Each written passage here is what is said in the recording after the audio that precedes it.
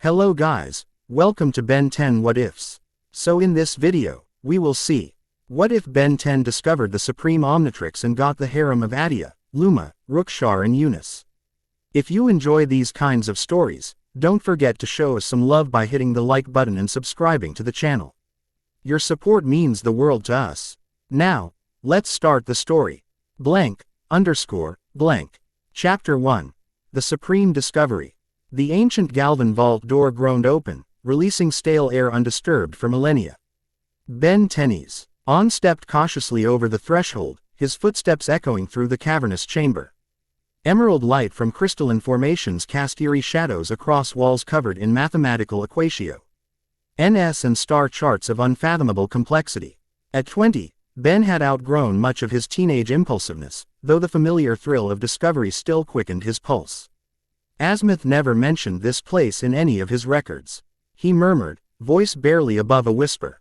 Rook Blanco adjusted his proto-tool's illumination setting, revealing the vastness of the chamber. That is because this facility predates Azimuth himself.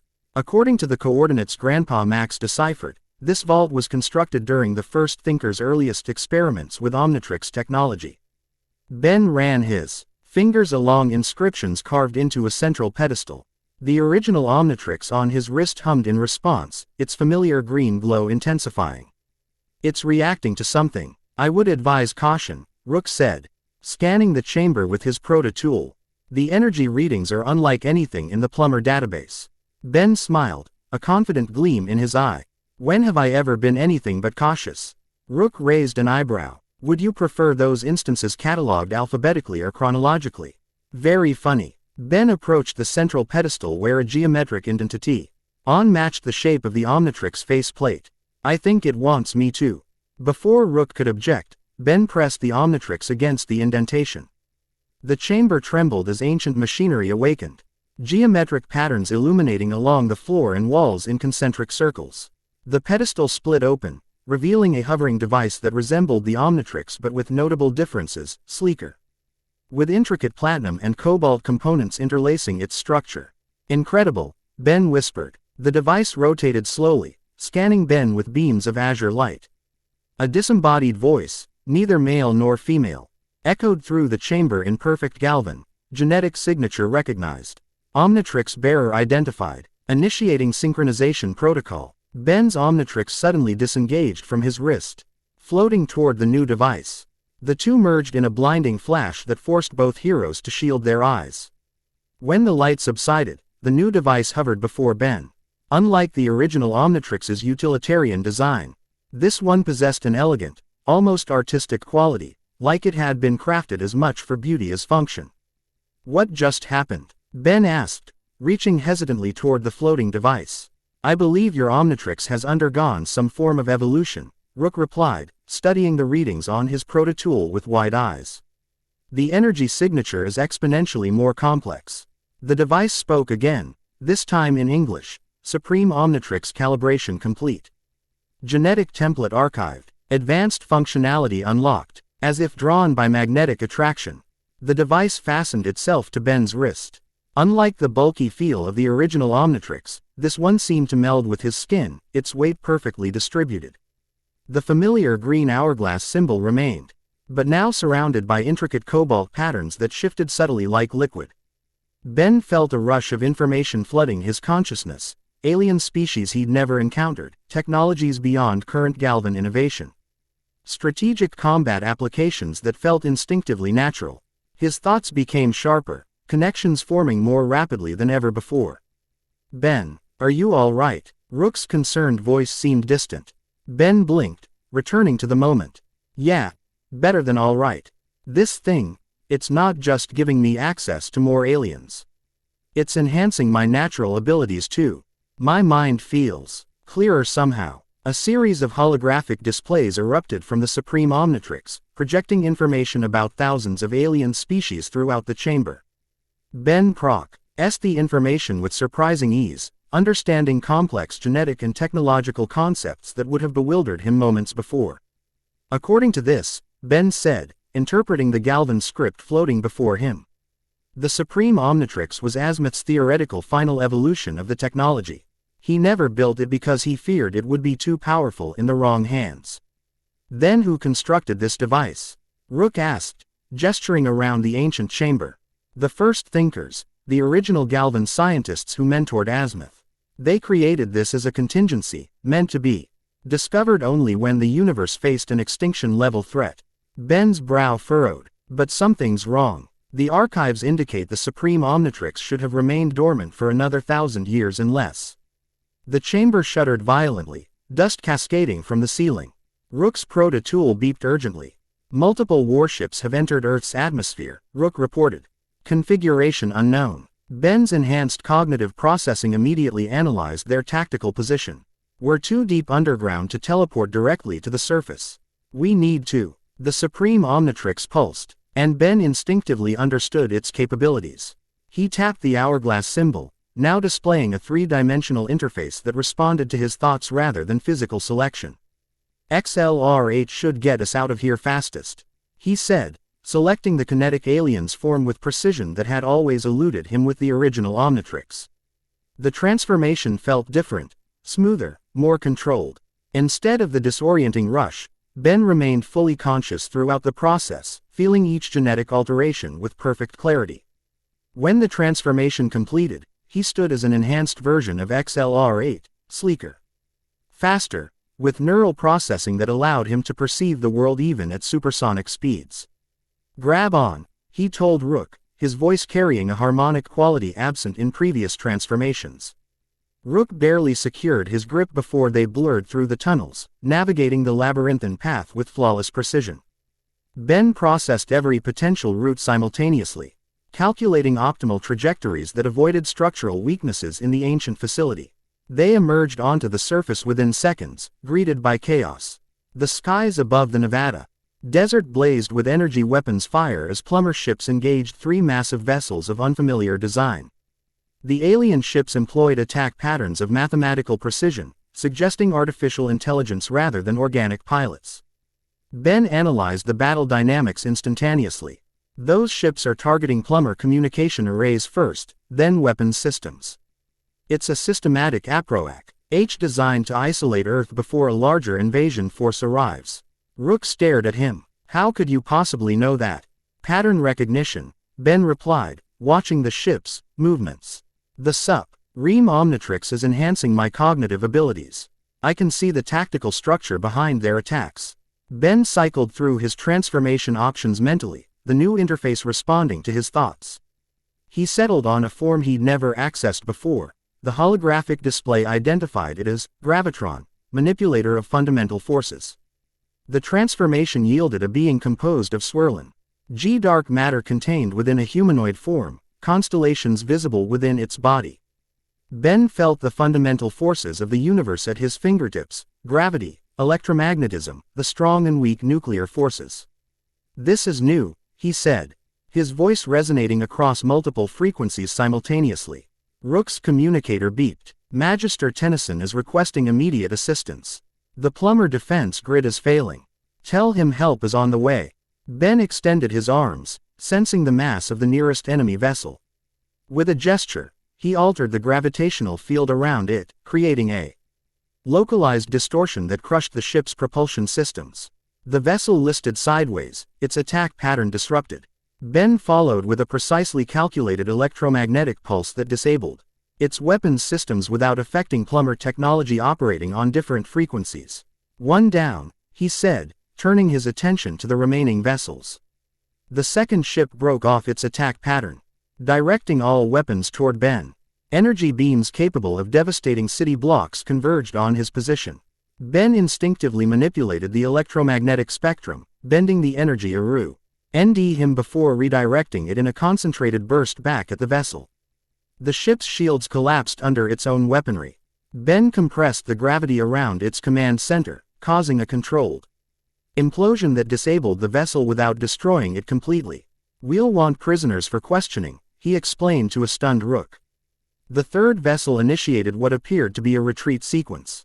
Ben analyzed its trajectory and realized it was positioning for a hyperspeed jump that would allow it to transmit Earth's defensive capabilities to its fleet.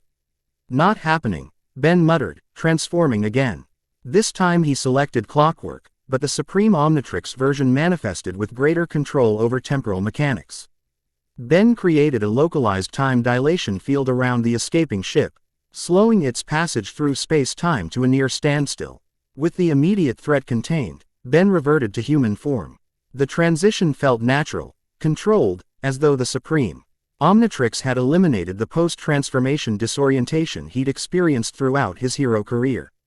That was. Rook seemed at a loss for words. Different, Ben finished, examining the Supreme Omnitrix. The power control is unprecedented. I could feel exactly how much force to apply without causing unnecessary destruction. Plumber ships surrounded the disabled alien vessels, Tractor B. EAMS securing them for transport to containment facilities. Grandpa Max's voice came through Rook's communicator. Ben, Rook, report to headquarters immediately. Whatever you found down there just saved a lot of lives. Plumber headquarters bustled with activity as personnel analyzed the captured vessels and processed the few alien combatants recovered from the wreckage. Ben and Rook stood in the Situation Room, surrounded by holographic displays showing similar attacks occurring across multiple sectors. It wasn't just Earth, Grandpa Max explained, his weathered face grave beneath the blue light of the tactical displays. We've received reports of identical ships attacking Galvan Prime, Koros, Apoplexia, and several other key worlds. The pattern suggests a coordinated first strike Augai, NST planets with significant military or technological capabilities. Ben studied the attack data, the Supreme Omnitrix enhancing his ability to recognize patterns. They're testing defenses, probing for weaknesses before committing their main force. That's our assessment as well, Max agreed. But we've never encountered this species before. Their technology doesn't match anything in our database. The door slid open as a familiar figure entered, a blonde woman in a white and green uniform that complemented her lithe frame. Eunice, the humanoid form of the Omnitrix, approached with purposeful strides. Azimuth sent me as soon as he detected the activation, she said, her eyes immediately fixing on the Supreme Omnitrix. So it's true. The theoretical final evolution of the Omnitrix technology. Eunice. Ben greeted her with genuine warmth. It's been years. Her smile was brief but sincere. 3 years, 4 months, and 17 days since the egregor incident. Her gaze returned to the device on his wrist. May I? Ben extended his arm. Eunice's touch was gentle as she examined the Supreme Omnitrix, her fingers tracing its contours with scientific precision. Incredible, she whispered. The integration with your biological systems is far more sophisticated than the original Omnitrix. It's not just transforming you into aliens, it's enhancing your baseline human capabilities as well. I've noticed, Ben said. My thinking is clearer, faster. I can process tactical information instantly, understand concepts that would have gone over my head before. Eunice nodded. The Supreme Omnitrix is designed to evolve with its user, creating a symbiotic relationship rather than the tool-user dynamic of the original Omnitrix. It's learning from you as much as you're learning from it. Could it help us identify these attackers? Max asked. Possibly. Eunice interfaced with the plumber computers, creating a direct link to the Supreme Omnitrix. I'll need to access the genetic archive. The Supreme Omnitrix should contain information on every sentient species in the galaxy, even those undiscovered by the plumbers. As she worked, another door opened. A female Ravanagonder entered, her fur pattern similar to Rook's but with distinctive markings that emphasized her feline features. She carried herself with military precision, the specialized plumber armor she wore designed for reconnaissance operations. Magister Tennyson, she greeted, saluting crisply. Specialist Rook Shar reporting from the Gamma Quadrant reconnaissance mission. Shar, Rook exclaimed, his USU. Ally-composed demeanor brightening at the sight of his sister. Shar allowed herself a brief smile. Brother. Ben Tennyson. Her gaze lingered on Ben, noting the changed Omnitrix. I see the rumors of a technological upgrade were accurate. It's a bit more than an upgrade, Ben replied, surprised at how readily he noticed subtle details about her he would have missed before, the slight asymmetry in her facial markings indicating higher perceptual abilities, the balanced muscle distribution suggesting specialized combat training beyond standard plumber protocols. Shar's attention returned to Max. Sir, my reconnaissance team tracked the attack vessels to a staging area in the Andromeda Galaxy. They appear to be automated advanced scouts for a much larger fleet. She uploaded data from her wrist computer to the main display. We identified at least 300 capital ships preparing for coordinated deployment. The holographic display filled with images of massive vessels, each easily n times the size of those that had attacked Earth. Ben analyzed their design, noting defensive configurations and weapons placements with tactical clarity that would have been impossible before the Supreme Omnitrix. Their attack formation suggests they're planning to strike all major inhabited worlds simultaneously, Ben observed. They're not conquering, they're exterminating. Precisely my assessment, Shar agreed, glancing at Ben with new interest. The formations suggest a species that views all other life as a contamination to be purged. Eunice's analysis completed with a chime from the computer. I've identified them, she announced, her voice solemn. They're called the Contemmelia. That's impossible, Max said.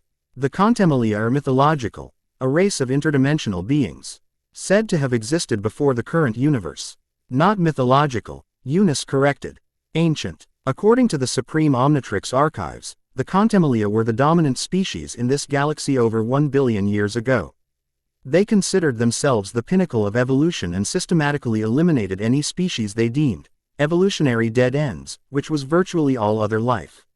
What happened to them? Rook asked. They disappeared suddenly at the height of their empire, Eunice explained, displaying ancient star charts showing the extent of Contemmelia territory.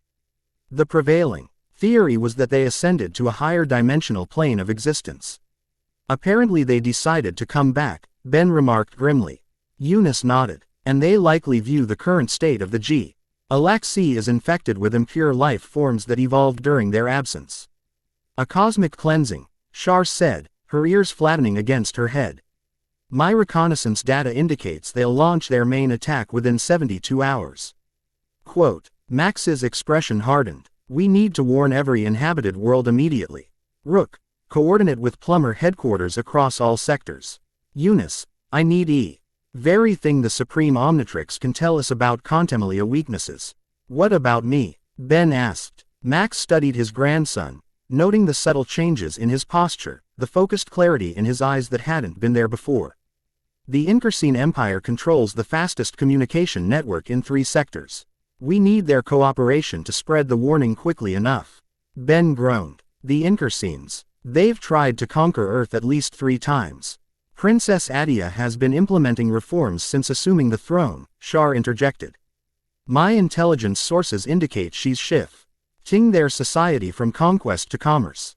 However, she faces significant opposition from military traditionalists. Which is why this requires delicate diplomacy, Max said. Ben, you'll need to convince Attea that cooperation serves her empire's interests better than isolation. Ben considered the mission parameters, the Supreme Omnitrix providing enhanced strategic analysis. The Contemmelia will target the Inkersines regardless. If we provide advance warning and defensive support, it strengthens Attea's position with the reformists while giving us access to their communication infrastructure. Max nodded, impressed by Ben's rapid assessment. Exactly. Take the Rust Bucket 3. Shar, you'll accompany him. Your reconnaissance expertise will be valuable. And me? Eunice asked. Go with them, Max decided. Your knowledge of the Supreme Omnitrix and Contemmelia data could be crucial. Ben glanced at his team, Rook's sister, whom he knew mainly through her brother's stories of her exceptional tracking abilities, and Eunice, whose unique perspective as a technological being with human consciousness had always fascinated him. The Supreme Omnitrix analyzed their capabilities, calculating optimal team configurations with startling efficiency. We should depart immediately, Shar said. The Inkersine homeworld is 16 hours away even at maximum hyperdrive. I'll prepare the necessary data packages, Eunice added, downloading information from the Plumber mainframe. Ben felt the weight of responsibility settle on him differently than before. The Supreme Omnitrix wasn't just giving him access to alien powers, it was changing how he perceived his role in the universe, highlighting connections and consequences with crystal clarity. Let's move, he said, his voice carrying IET authority that seemed to come naturally now. We've got a universe to save, again. The Rust Bucket 3 streaked through hyperspace, its upgraded engines humming with power. Ben sat in the pilot's chair. navigating with a precision that surprised even himself. The Supreme Omnitrix interfaced subtly with the ship's controls, optimizing their trajectory through the quantum slipstream. In the co-pilot's seat, Shar monitored long-range scanners with methodical attention. Her movements were economical, each gesture purposeful. Unlike her brother's occasional stiffness, Shar possessed a fluid grace that suggested extensive training beyond standard plumber protocols. "You're different," she observed without looking away from her console. "Your movements, your decision-making process, they've changed since I last saw you 6 months ago." Ben smiled slightly. "The Supreme Omnitrix is enhancing my baseline human abilities. Cognitive processing, tactical assessment, even physical coordination. Fascinating," Eunice said from the science station, where she analyzed Contemlia technology patterns. "The integration appears to be accelerating. Your neural pathways are adapting to process information more efficiently." Ben flexed his hand, watching the Supreme Omnitrix shift slightly with his movement, as if it were as much a part of him as his own skin. "It feels natural, like it's not changing me so much as unlocking potential that was already there." Shar's ears twitched, a subtle Ravanagonda expression of interest. "Does it concern you, having your mind altered by technology?" The question would have troubled him before, but now Ben considered it with analytical clarity. "It's not overriding my personality or values, just enhancing my ability to process information and make connections. My core identity remains intact. A symbiotic relationship rather than a parasitic one," Eunice concluded, approaching to examine the Supreme Omnitrix more closely. "The original unit, Rix, my core technology, was designed with similar principles, though far less advanced." Ben watched her work, noting how her movements remained precisely human despite her technological origin. "How have you been, Eunice? It's been years since Azimuth recalled you to Galvan Prime." A slight smile curved her lips. "I've been assisting with Galvan research into artificial consciousness. My unique perspective as a technological being with human experiences has proven valuable." She looked up, meeting his eyes. "I've missed Earth, though. And the people I met there." The moment held an unexpected W-8 that Ben might have missed before the Supreme Omnitrix enhanced his emotional perception. Eunice's expression contained layers of meaning, nostalgia, affection, and something deeper she seemed reluctant to voice. The ship's communications system chimed, interrupting the moment. Shar activated the holographic display, revealing a plumber emergency bulletin. Her eyes narrowed as she read the information. 3 more systems have been attacked by Contemlia scout ships, she reported. The pattern is expanding outward from the Andromeda galaxy. At current progression, they'll reach the Inkersine Empire within 18 hours. Before we arrive, Ben noted, calculating trajectories. We need to warn them now. The Inkersines maintain a communications blackout with all plumber frequencies, Shar reminded him. Standard diplomatic protocols won't work.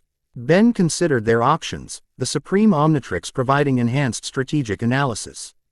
When I fought Emperor Milius, his Dr. Attea used a personal frequency to coordinate their forces. If the Supreme Omnitrix can access Omnitrix communication logs from that period. He interfaced with the ship's communication array, the Supreme Omnitrix scanning through years of archived data in seconds.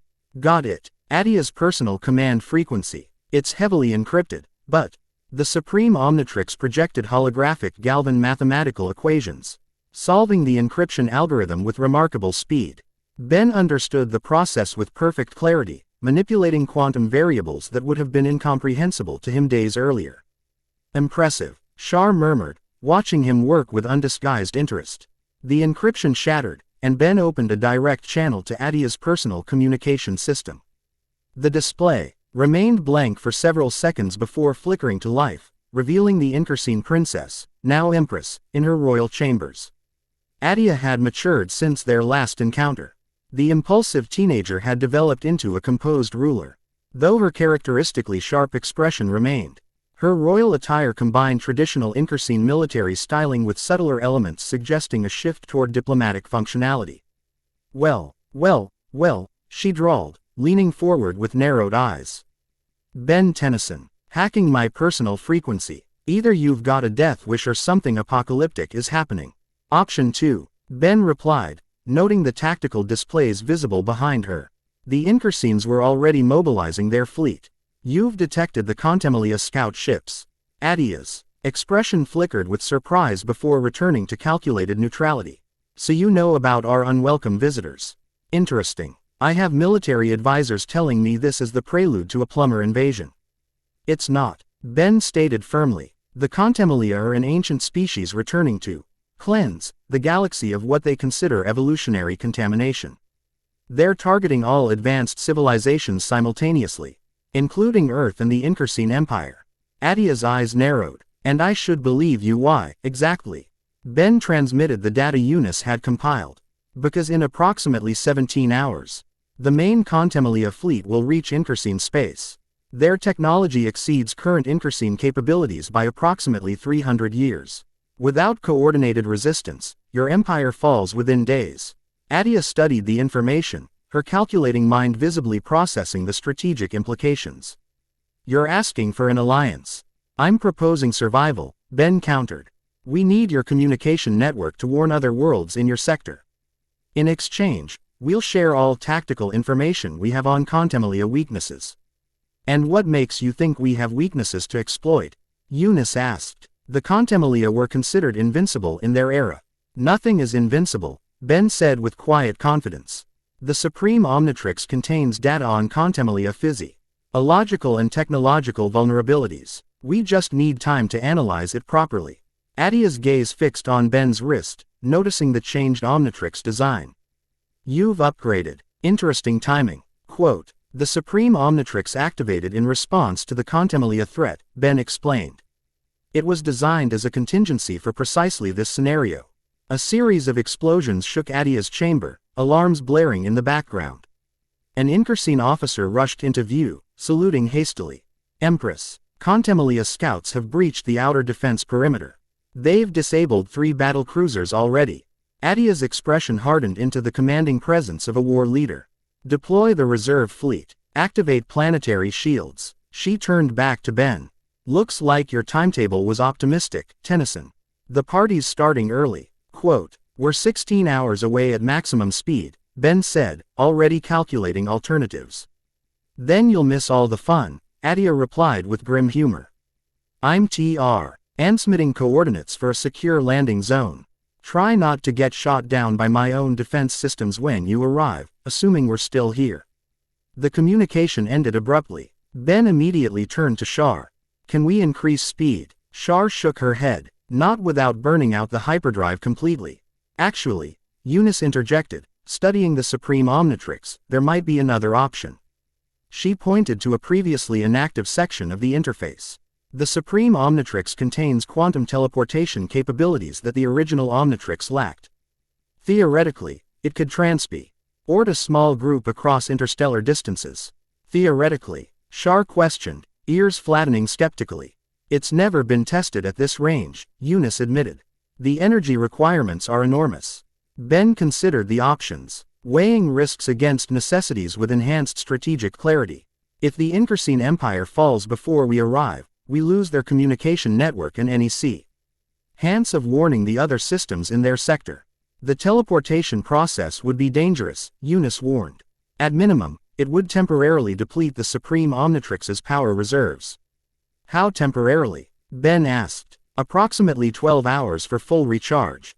During that time, you'd have limited transformation capabilities, perhaps 3 or 4 transformations before complete power depletion. Ben made his decision. Then I need to choose those transformations carefully. He turned to Shar and Eunice. I'm going alone. The ship will continue on its original course with you aboard. Unacceptable, Shar stated flatly. My reconnaissance expertise will be essential for navigating Incursine territory during an invasion. And I'm the only one who fully understands the Supreme Omnitrix's capabilities, Eunice added. If something goes wrong with the device after teleportation, you'll need me. Ben recognized the logic in their arguments, the Supreme Omnitrix enhancing his ability to assess team dynamics. The teleportation system can transport 3 people maximum. Eunice nodded. 3 humanoid-sized organisms is the theoretical limit. Then we go together, Ben decided. Shar, plot the most defensible arrival coordinates within the Incursine Palace complex.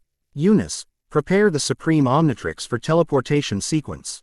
As they worked, Ben interfaced with the ship's computer, programming its autopilot to continue to the Inkerseen homeworld regardless of whether their teleportation succeeded. The Supreme Omnitrix provided the precise calculations needed for quantum positional adjustments, ensuring the vessel would arrive safely even without manual guidance. "Ready," Shar announced, displaying a three-dimensional schematic of their target location, a secure ED communications center deep within the Inkerseen Palace. Eunice finished her preparations, the Supreme Omnitrix now glowing with intense azure energy. The teleportation system is configured. Be warned, this will be extremely disorienting. Our molecular structure will be converted to quantum data, transmitted across 16 light-years, and reconstituted at the target coordinates. Sounds fun, Ben remarked with characteristic determination. Gather close. Shar and Eunice positioned themselves on either side of Ben, their shoulders touching his. Ben activated the teleportation sequence with a thought command, the Supreme Omnitrix responding instantly. Azure energy enveloped them, breaking down their molecular structure in cascading waves. Ben felt his consciousness stretch across space, maintaining coherence through sheer will as the Supreme Omnitrix guided their quantum patterns through the fabric of reality. An eternity compressed into milliseconds, stars, nebulae, and quantum particles flowing through his disembodied awareness. Then, with violent suddenness, reality snapped back into focus as their bodies reconstituted on the Inkerseen homeworld. Ben staggered, disorientation hitting him like a physical blow.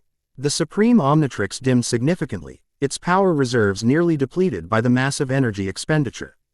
Beside him, Shar and Eunice steadied themselves against a communications console, similarly affected by the teleportation process.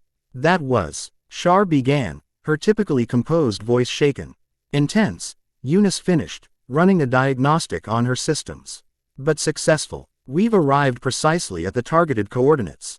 Ben surveyed their surroundings. They stood in the Inkerseen Communication Center as planned, but the room showed signs of recent battle, consoles damaged, equipment smoking. Through reinforced windows, he could see the capital city under attack, Contemmelia scout ships methodically targeting defense installations while Inkerseen vessels attempted to coordinate a response. "The invasion is already underway," Ben observed, assessing their tactical position. A door slid open, revealing a squad of Inkerseen soldiers with weapons raised. Behind them stood Attea, her royal attire exchanged for battle armor. Her eyes widened momentarily at their sudden appearance before narrowing with calculated assessment. "Tennyson," she said, lowering her weapon slightly. "Your timing is either impeccable or suicidal. We're losing this battle." "Then let's change the outcome," Ben replied, the Supreme Omnitrix already analyzing optimal strategies despite its depleted state. Attea studied him with newfound interest, noting the confidence in his stance, the strategic clarity in his eyes. This wasn't the impulsive hero she remembered, this was a tactician. A leader who calculated moves and consequences with precision. "I'm listening," she said, gesturing for her soldiers to lower their weapons. "But make it quick. We've got about 20 minutes before those ships breach the palace defenses." Ben stepped forward, the Supreme Omnitrix projecting a holographic tactical display despite its diminished power. "Then we have exact Why 19 minutes to implement a counteroffensive that will save your empire?" His eyes met Attea's with unwavering determination. "Let's get to work." The Inkerseen Empress studied him for a moment longer before a slow, predatory smile spread across her face. "Welcome to the war, Ben Tennyson." Chapter 2. Alliances and Awakenings. Verdant lightning split the amber skies of the Inkerseen homeworld, as Contemmelia weaponry tore through atmospheric defense shields. The palace trembled beneath successive impact waves, ancient stone columns groaning under stresses they were never designed to withstand. Ben assessed their deteriorating tactical position with the Supreme Omnitrix's enhanced perception. 14 minutes until shield collapse, 17 until structural failure of the palace's eastern quadrant. "Your planetary defense grid is operating at 27% efficiency," Ben observed, studying holographic battle projections. "The Contemmelia are systematically targeting communication nodes before power distribution centers." Attea paced the command center, barking orders into her communicator while stealing evaluative glances at Ben. She'd matured since their previous encounter. The impulsive princess, now an empress whose calculating eyes betrayed constant strategic recalibrations. Tell me something I don't know, Tennyson, she snapped, though her tone lacked genuine hostility. My generals are dead or scattered, half my fleet's disabled, and these ancient nightmares broke through defenses that could repel a Class 9 war world. Ben's fingers danced across the tactical display. The Supreme Omnitrix interfacing directly with Incursine technology despite their fundamentally different operating principles. The Contemelia attack pattern reveals a critical weakness. Their ships maintain perfect geometric formations even when tactically disadvantageous. Eunice approached, her movements precise as she analyzed the data. Algorithmic thinking rather than adaptive strategy. They're executing pre-programmed attack sequences. Precisely. Ben highlighted a series of nodes in the Contemelia formation. Their coordination relies on quantum entanglement between command ships. Disrupt the entanglement, and their perfect formations become their vulnerability. Attea finished, her wide mouth curving into a predatory smile. I like how you think, Tennyson. But our weapons can't penetrate their shields to target command vessels. Ben studied the Supreme Omnitrix, its power levels still critically low after the interstellar teleportation. I only have enough energy for 3 transformations before complete power depletion. Make them count, Attea said, something approaching respect in her voice. Shar studied the tactical displays, her Ravanagander features set in methodical concentration. The nearest command ship maintains position 6 kilometers above the capital. Its shield harmonics suggest vulnerability to phase-shifted energy within the gamma spectrum, which none of our weapons can generate, Attea pointed out. Ben cycled through his available transformations, considering each against their tactical requirements. Feedback could absorb a ND redirect energy at the required frequencies, but I'd need to get within 100 meters of the command ship. I can get you there, Attea declared, gesturing toward the landing bay. My personal shuttle has experimental stealth technology. It won't fool them for long, but it might get us close enough. Us? Ben questioned. Attea strapped additional weapons to her battle harness. My empire. My fight, Tennyson. Besides, someone needs to fly the shuttle while you do your hero thing. Ben assessed the plan with tactical precision that would have eluded his younger self. Shar Eunice, coordinate with Incursine forces here. Establish a secure communication channel with Plumber headquarters and begin transmitting data on Contemelia weaknesses to other systems in the sector. Understood, Eunice acknowledged, already interfacing with Incursine communication systems. Shar nodded curtly, though her eyes conveyed more complex emotions. Exercise appropriate caution, Ben Tennyson. Since when have I done otherwise? Ben replied, allowing himself a brief smile. Would you prefer that list chronologically or alphabetically? Shar countered, unconsciously echoing her brother's earlier comment. Ben registered the similarity with appreciation, even as he and Attea moved toward the landing bay where her shuttle awaited. The sleek craft bore little resemblance to traditional Incursine military design, its organic curves and muted coloration suggesting stealth prioritization over firepower. Latest prototype, Attea explained, sliding into the pilot's seat with practiced ease. Design D for diplomatic extraction missions where subtlety matters more than destructive capability. Diplomatic extraction, Ben repeated skeptically. You mean kidnapping foreign officials? Attea's webbed fingers danced across the controls. Initiating launch sequences. Diplomacy takes many forms, Tennyson. Sometimes it involves formal negotiations. Sometimes it involves quietly removing obstacles to productive dialogue. The shuttle lifted smoothly from the landing bay, its engines emitting barely audible hums rather than the characteristic roar of Incursine military craft. Through the viewscreen, Ben witnessed the full extent of the devastation. The once proud Incursine capital now a landscape of strategic destruction, with Contemelia vessels methodically targeting infrastructure while avoiding population centers. They're being precise, Ben noted, studying attack patterns. Disabling military capabilities while minimizing civilian casualties. Attea's eyes narrowed as she navigated through columns of smoke. Surprised. I thought they wanted to exterminate all life. Not immediately, Ben deduced, the Supreme Omnitrix enhancing his strategic analysis. They're methodical. First disable resistance, then establish control. Finally implement selective extinction. Classic invasion protocol. You know an awful lot about invasion strategies for a hero, Attea observed, casting him a sidelong glance. Ben met her gaze evenly. The Supreme Omnitrix enhances cognitive processing. I'm seeing patterns I would have missed before. Convenient timing, she remarked, adjusting their trajectory to avoid debris. Getting this upgrade just as a universe-ending threat emerges. Not coincidence, Ben explained. The Supreme Omnitrix was designed to activate when the universe faced extinct ion-level threats beyond conventional defense capabilities.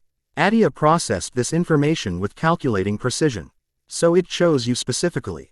It recognized the original Omnitrix bearer, Ben clarified. Though he noted the subtle shift in Attea's assessment of him, from occasional ally to something potentially more significant. The shuttle climbed through atmospheric turbulence, stealth. Systems refracting light around its hull. Above them loomed the Contemmelia command ship, a massive geometric structure of interlocking triangular segments that pulsed with azure energy.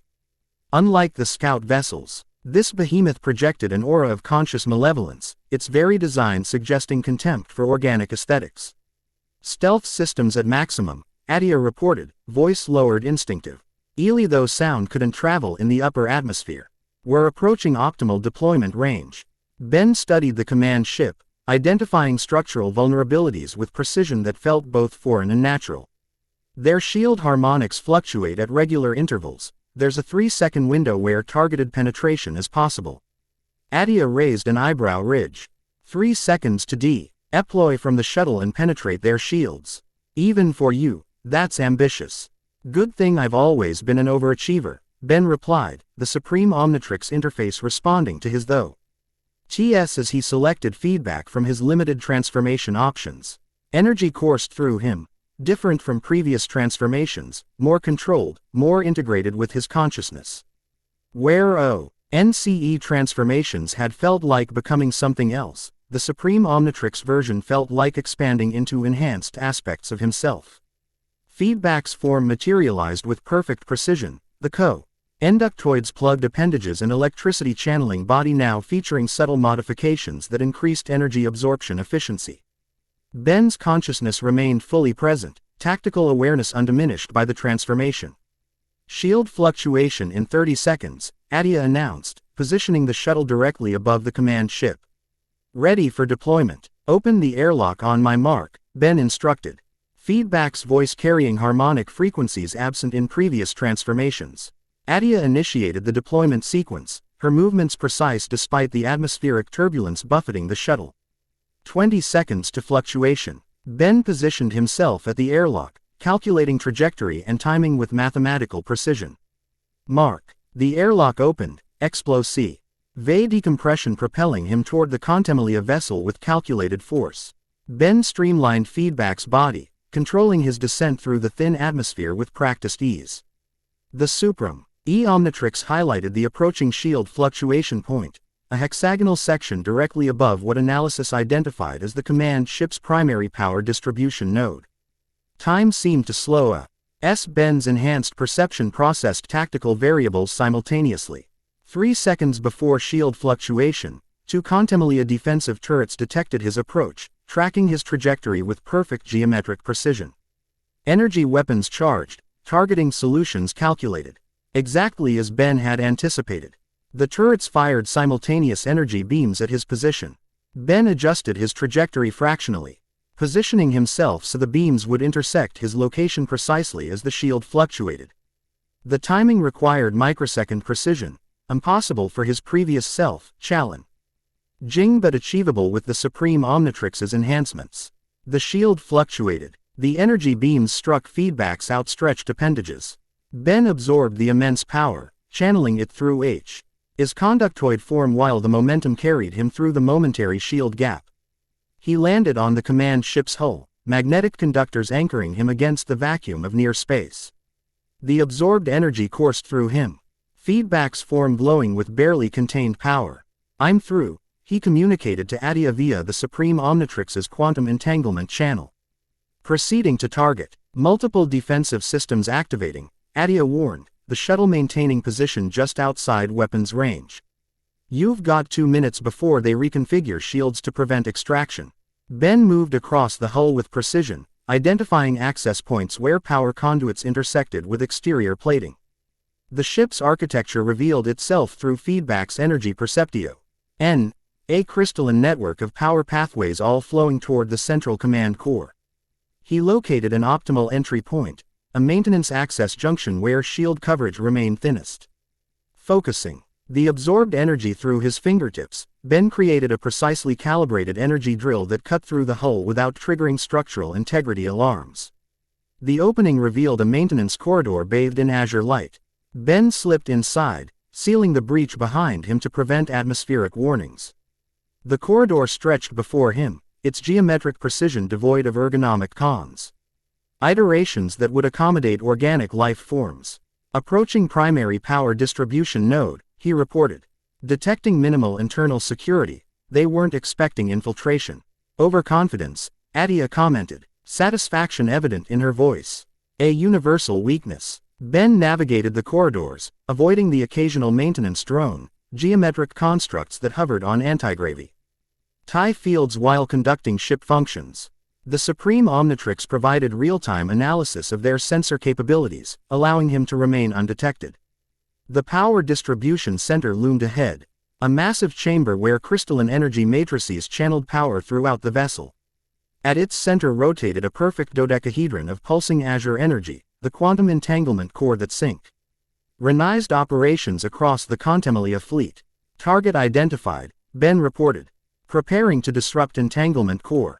He studied the energy patterns, calculating precisely how much disruptive force to apply without triggering catastrophic collapse. Too little would allow the system to self-correct, too much would destroy the vessel completely, potentially killing thousands of incursines in the resulting impact. Extending feedback's conductors toward the core, Ben began siphoning energy in specific harmonic patterns designed to create quantum interference. The core's rotation faltered, its perfect geometric form developing microscopic asymmetries that cascaded through its structure. Alarms blared throughout the vessel as automated systems detected the disruption. Maintenance drones converted to defense mode, converging on Ben's position with surprising speed. Entanglement disruption at 60%, Ben reported, maintaining focus despite the approaching threats. Need another 30 seconds for permanent effect. You've got 15 at most, Attea countered, her voice tense. They're repositioning defense systems to target your exact location. The first drones reached him, firing energy weapons calibrated to counteract conductoid absorption capabilities. Ben dodged with enhanced precision, continuing to channel disruptive energy into the core while calculating escape routes simultaneously. Entanglement disruption at 80%, he updated. Effect becoming self-sustaining. Throughout the incursine atmosphere, Contemmelia vessels suddenly faltered, their RFECT formations disintegrating as synchronization failed. Ships collided, weapons fired at incorrect coordinates, shield harmonics fluctuated unpredictably. It's working, Attea exclaimed. Their formations are collapsing. Our remaining forces are engaging successfully. Ben continued channeling energy until the entanglement core's disruption reached critical threshold. The dodecahedron's perfect geometry shattered, its components spinning chaotically as quantum entanglement collapsed completely. The chamber trembled as secondary systems failed. Defense drones fell from the air, their coordination lost. Ben turned toward his exit route, but found the corridor blocked by falling debris. Primary objective complete, he reported. Extraction path compromised. Seeking alternatives. There's an external access port 2 levels above your position, Attea responded, the shuttle already repositioning.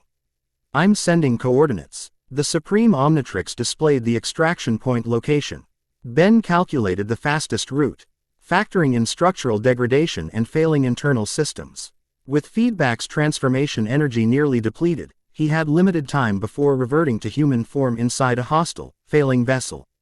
He navigated through collapsing corridors, using feedback's enhanced agility to avoid falling debris. The ship listed to port as stabilization systems failed, gravity fluctuating unpredictably throughout the vessel. Ben reached the access port as feedback's energy reserves approached critical depletion. Through the viewport, he could see Attea's shuttle approaching, its stealth systems disengaged to maximize speed. Ready for extraction, he transmitted. Opening outer hatch in 3, 2, 1. The airlock cycled open, explosive decompression propelling Ben into space just as feedback's form destabilized. The transformation reverted in mid-trajectory, leaving Ben in human form hurtling through vacuum toward the approaching shuttle. For 3 eternal seconds, the cold emptiness of space enveloped him. Then the shuttle's tractor beam engaged, pulling him into the open airlock moments before unconsciousness claimed him. Ben gasped as atmosphere flooded the chamber, Attea sealing the airlock behind him. The Inkersine Empress piloted with one hand while monitoring his life signs with the other, genuine concern briefly visible before her calculated facade returned. Cutting it close, Tennyson, she remarked, guiding the shuttle away from the failing Contemlia vessel. Another second and you'd have been very heroic space debris. Ben coughed, oxygen returning to his system. Timing has always been my specialty. Across the Inkersine capital, Contemlia vessels retreated in disarray, their perfect geometric patterns replaced by chaotic withdrawal. Inkersine defenders pressed their sudden advantage, focusing fire on vulnerable points identified by Ben's tactical analysis. We've won this battle, Attea acknowledged, navigating toward the palace. But they'll be back with adaptations to counter this strategy. Ben nodded, studying the Supreme Omnitrix, its power levels critically depleted, requiring hours to recharge. We bought time to prepare and warn other systems. Attea cast him an evaluative glance that lingered longer than strictly necessary for tactical assessment. You're different than before, more calculated. He Supreme Omnitrix enhances cognitive processing, Ben explained. I'm seeing patterns and possibilities I would have missed before. It's not just that, Attea countered, surprising him with her perceptiveness. You're integrating the enhanced capabilities naturally. Most beings would be overwhelmed by sudden cognitive expansion. Ben considered this observation thoughtfully. Maybe it's not changing me so much as revealing aspects that were always there. Attea's expression suggested she found this perspective intriguing. The shuttle descended toward the palace landing bay, where Rook Shar Eunice awaited alongside Inkersine military officials. Your strategic value has increased significantly, Attea stated with characteristic Inkersine directness. The Empire recognizes the advantage of continued alliance. Ben smiled slightly. That almost sounded like gratitude. Don't push it, Tennyson, she replied, though without genuine irritation. Practical acknowledgement of mutual benefit isn't the same as sentiment.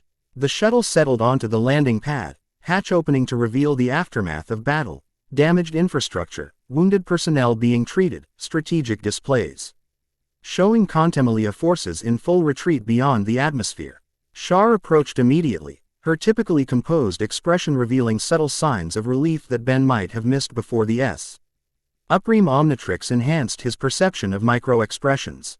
The disruption strategy proved effective, she reported. Contemlia forces have withdrawn to regroup approximately 6 light hours from this system. We've established communication with 17 systems in this sector, Eunice added. Warning protocols are being implemented, and defensive strategies based on your tactical analysis are being developed. Ben nodded, assessing their progress with strategic clarity. We've won a reprieve, not a victory. The Contemlia will adapt their approach for the next engagement. Which is why we need to press our temporary advantage, Attea declared, addressing her military commanders. Deploy repair teams to restore our defensive grid. I want communication channels open with all neighboring systems, regardless of previous diplomatic status. Her commanders exchanged surprised glances at this unprecedented cooperation directive. Attea fixed them with a stern glare.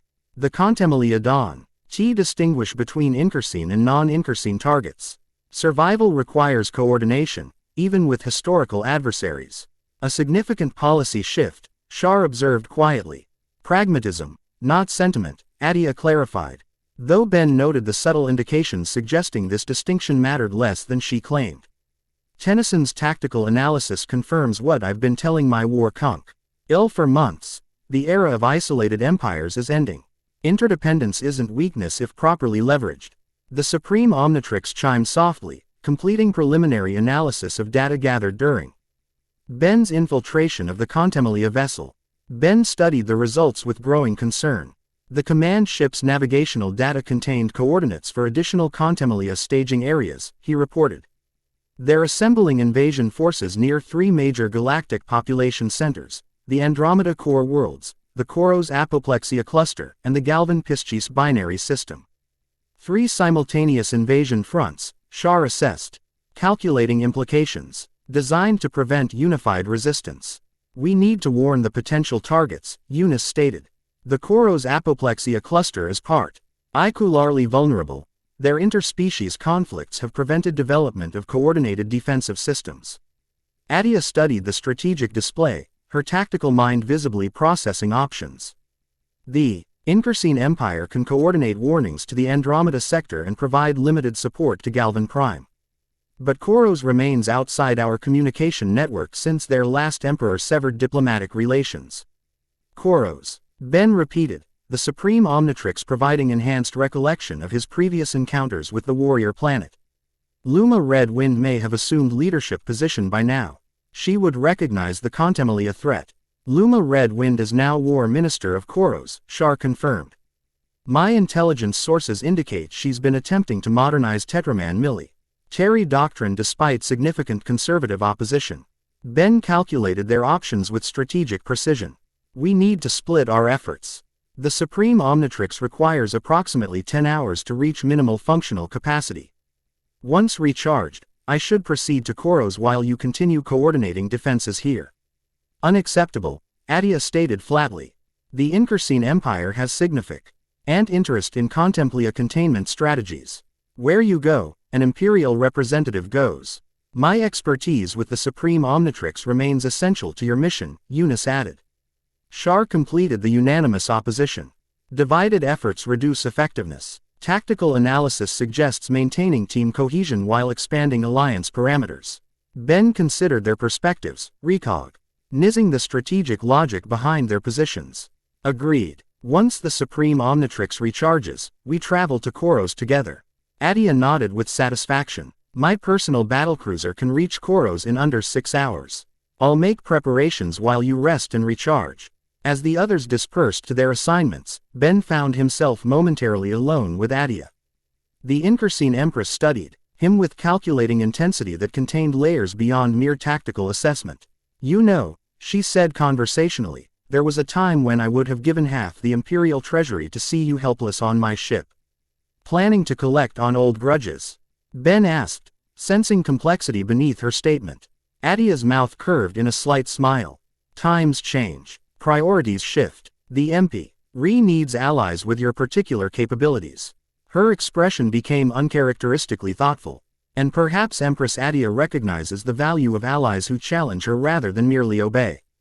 With that cryptic statement, she departed to oversee preparations, leaving Ben to consider the subtle shift in their dynamic, from adversaries to allies, with the potential for something more complex developing beneath the surface.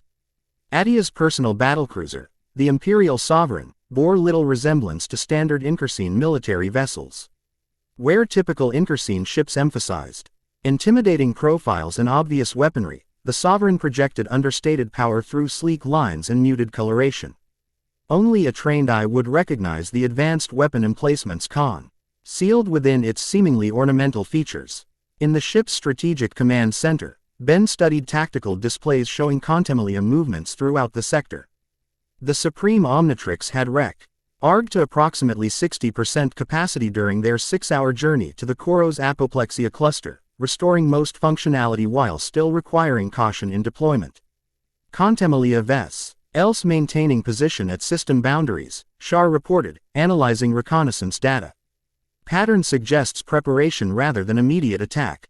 They're adapting their strategy after our disruption of their command ship, Ben observed, reducing reliance on quantum entanglement coordination. Eunice approached from the science station where she'd been analyzing Contempolia technology patterns. I've identified concerning developments in their shield harmonics. They're implementing randomized fluctuation patterns to prevent the infiltration tactic you used previously. Expected, Ben acknowledged. The Supreme Omnitrix indicates they possess significant adaptive capabilities. Each engagement requires novel approaches.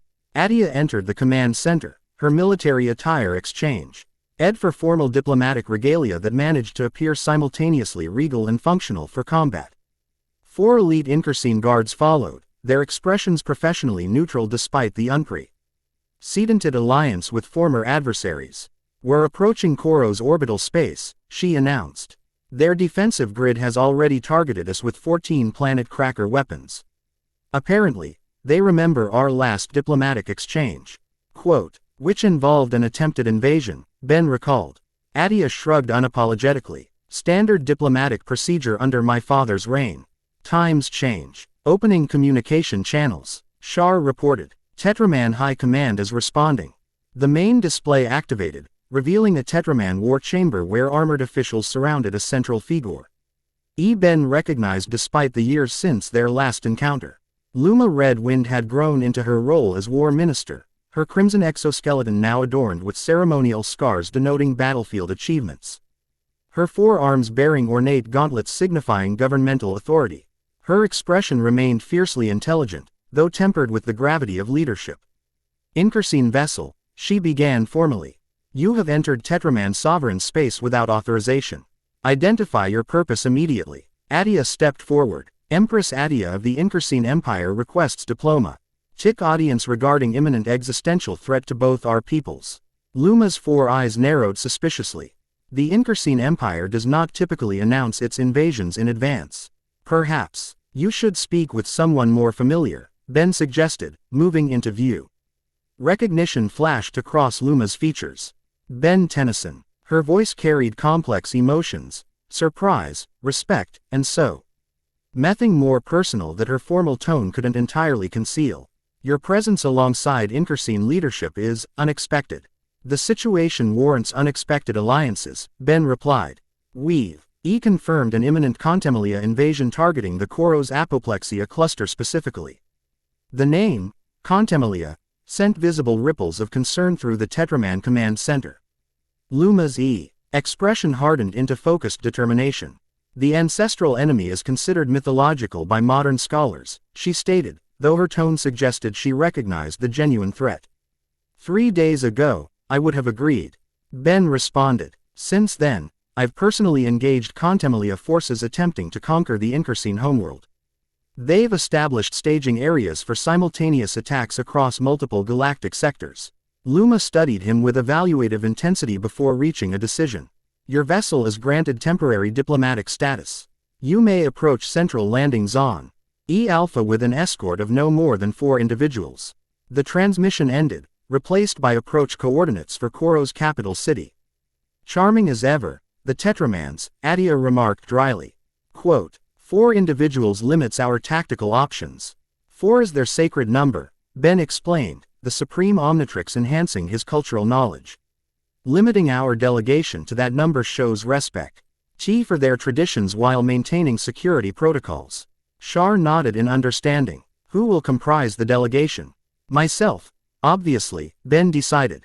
"Attea as representative of the Incursine Empire. Eunice for her technical expertise regarding Contemlia technology. And you, Shar, for intelligence assessment and tactical support. A balanced team composition," Shar approved. The Real Sovereign descended through Koro's atmosphere, navigating between floating defensive platforms that tracked their approach with obvious weapon locks. The planet's surface revealed itself, a landscape of red deserts and towering mesa formations intersected by geometric cities built for beings of Tetraman proportions. The central landing zone occupied a massive plateau overlooking the capital city of Koro's Prime. As the ship settled onto the designated platform, Ben observed the welcoming committee, 20 Tetraman royal guards in ceremonial battle armor, surrounding War Minister Looma Red Wind. "Remember," Ben advised as they prepared to disembark, "Tetraman culture values strength demonstrated through restraint. Display confidence without aggression." Attea adjusted her imperial insignia. "Diplomatic protocols are familiar territory, Tennyson. I've negotiated with 17 species more temperamental than Tetramans." The landing ramp descended, hot corrosion air rushing into the environmental chamber. Ben led their delegation with measured strides, projecting confident authority while maintaining appropriate diplomatic humility. The Supreme Omnitrix analyzed minute details of Tetraman ceremonial positioning, allowing him to approach precisely the correct distance from Looma before stopping. "War Minister Looma Red Wind," he greeted formally, inclining his head in the Precise angle denoting respect between equals. I come seeking alliance against a common enemy. Looma studied him with open evaluation, all four eyes noting changes since their last encounter. You've matured, Ben Tennyson. There's wisdom accompanying your strength now. Experience changes us all, Ben replied, recognizing similar evolution in her bearing, the impetuous warrior princess now a composed military leader. Looma turned her attention to the others, her expression cooling noticeably when regarding Attea. Empress. Koros remembers the last 3 Inkerseen diplomatic missions to our world. Ancient history. Attea dismissed with calculated casualness. Current existential threats supersede historical grievances. Looma's upper arms crossed in skeptical posture while her lower AR.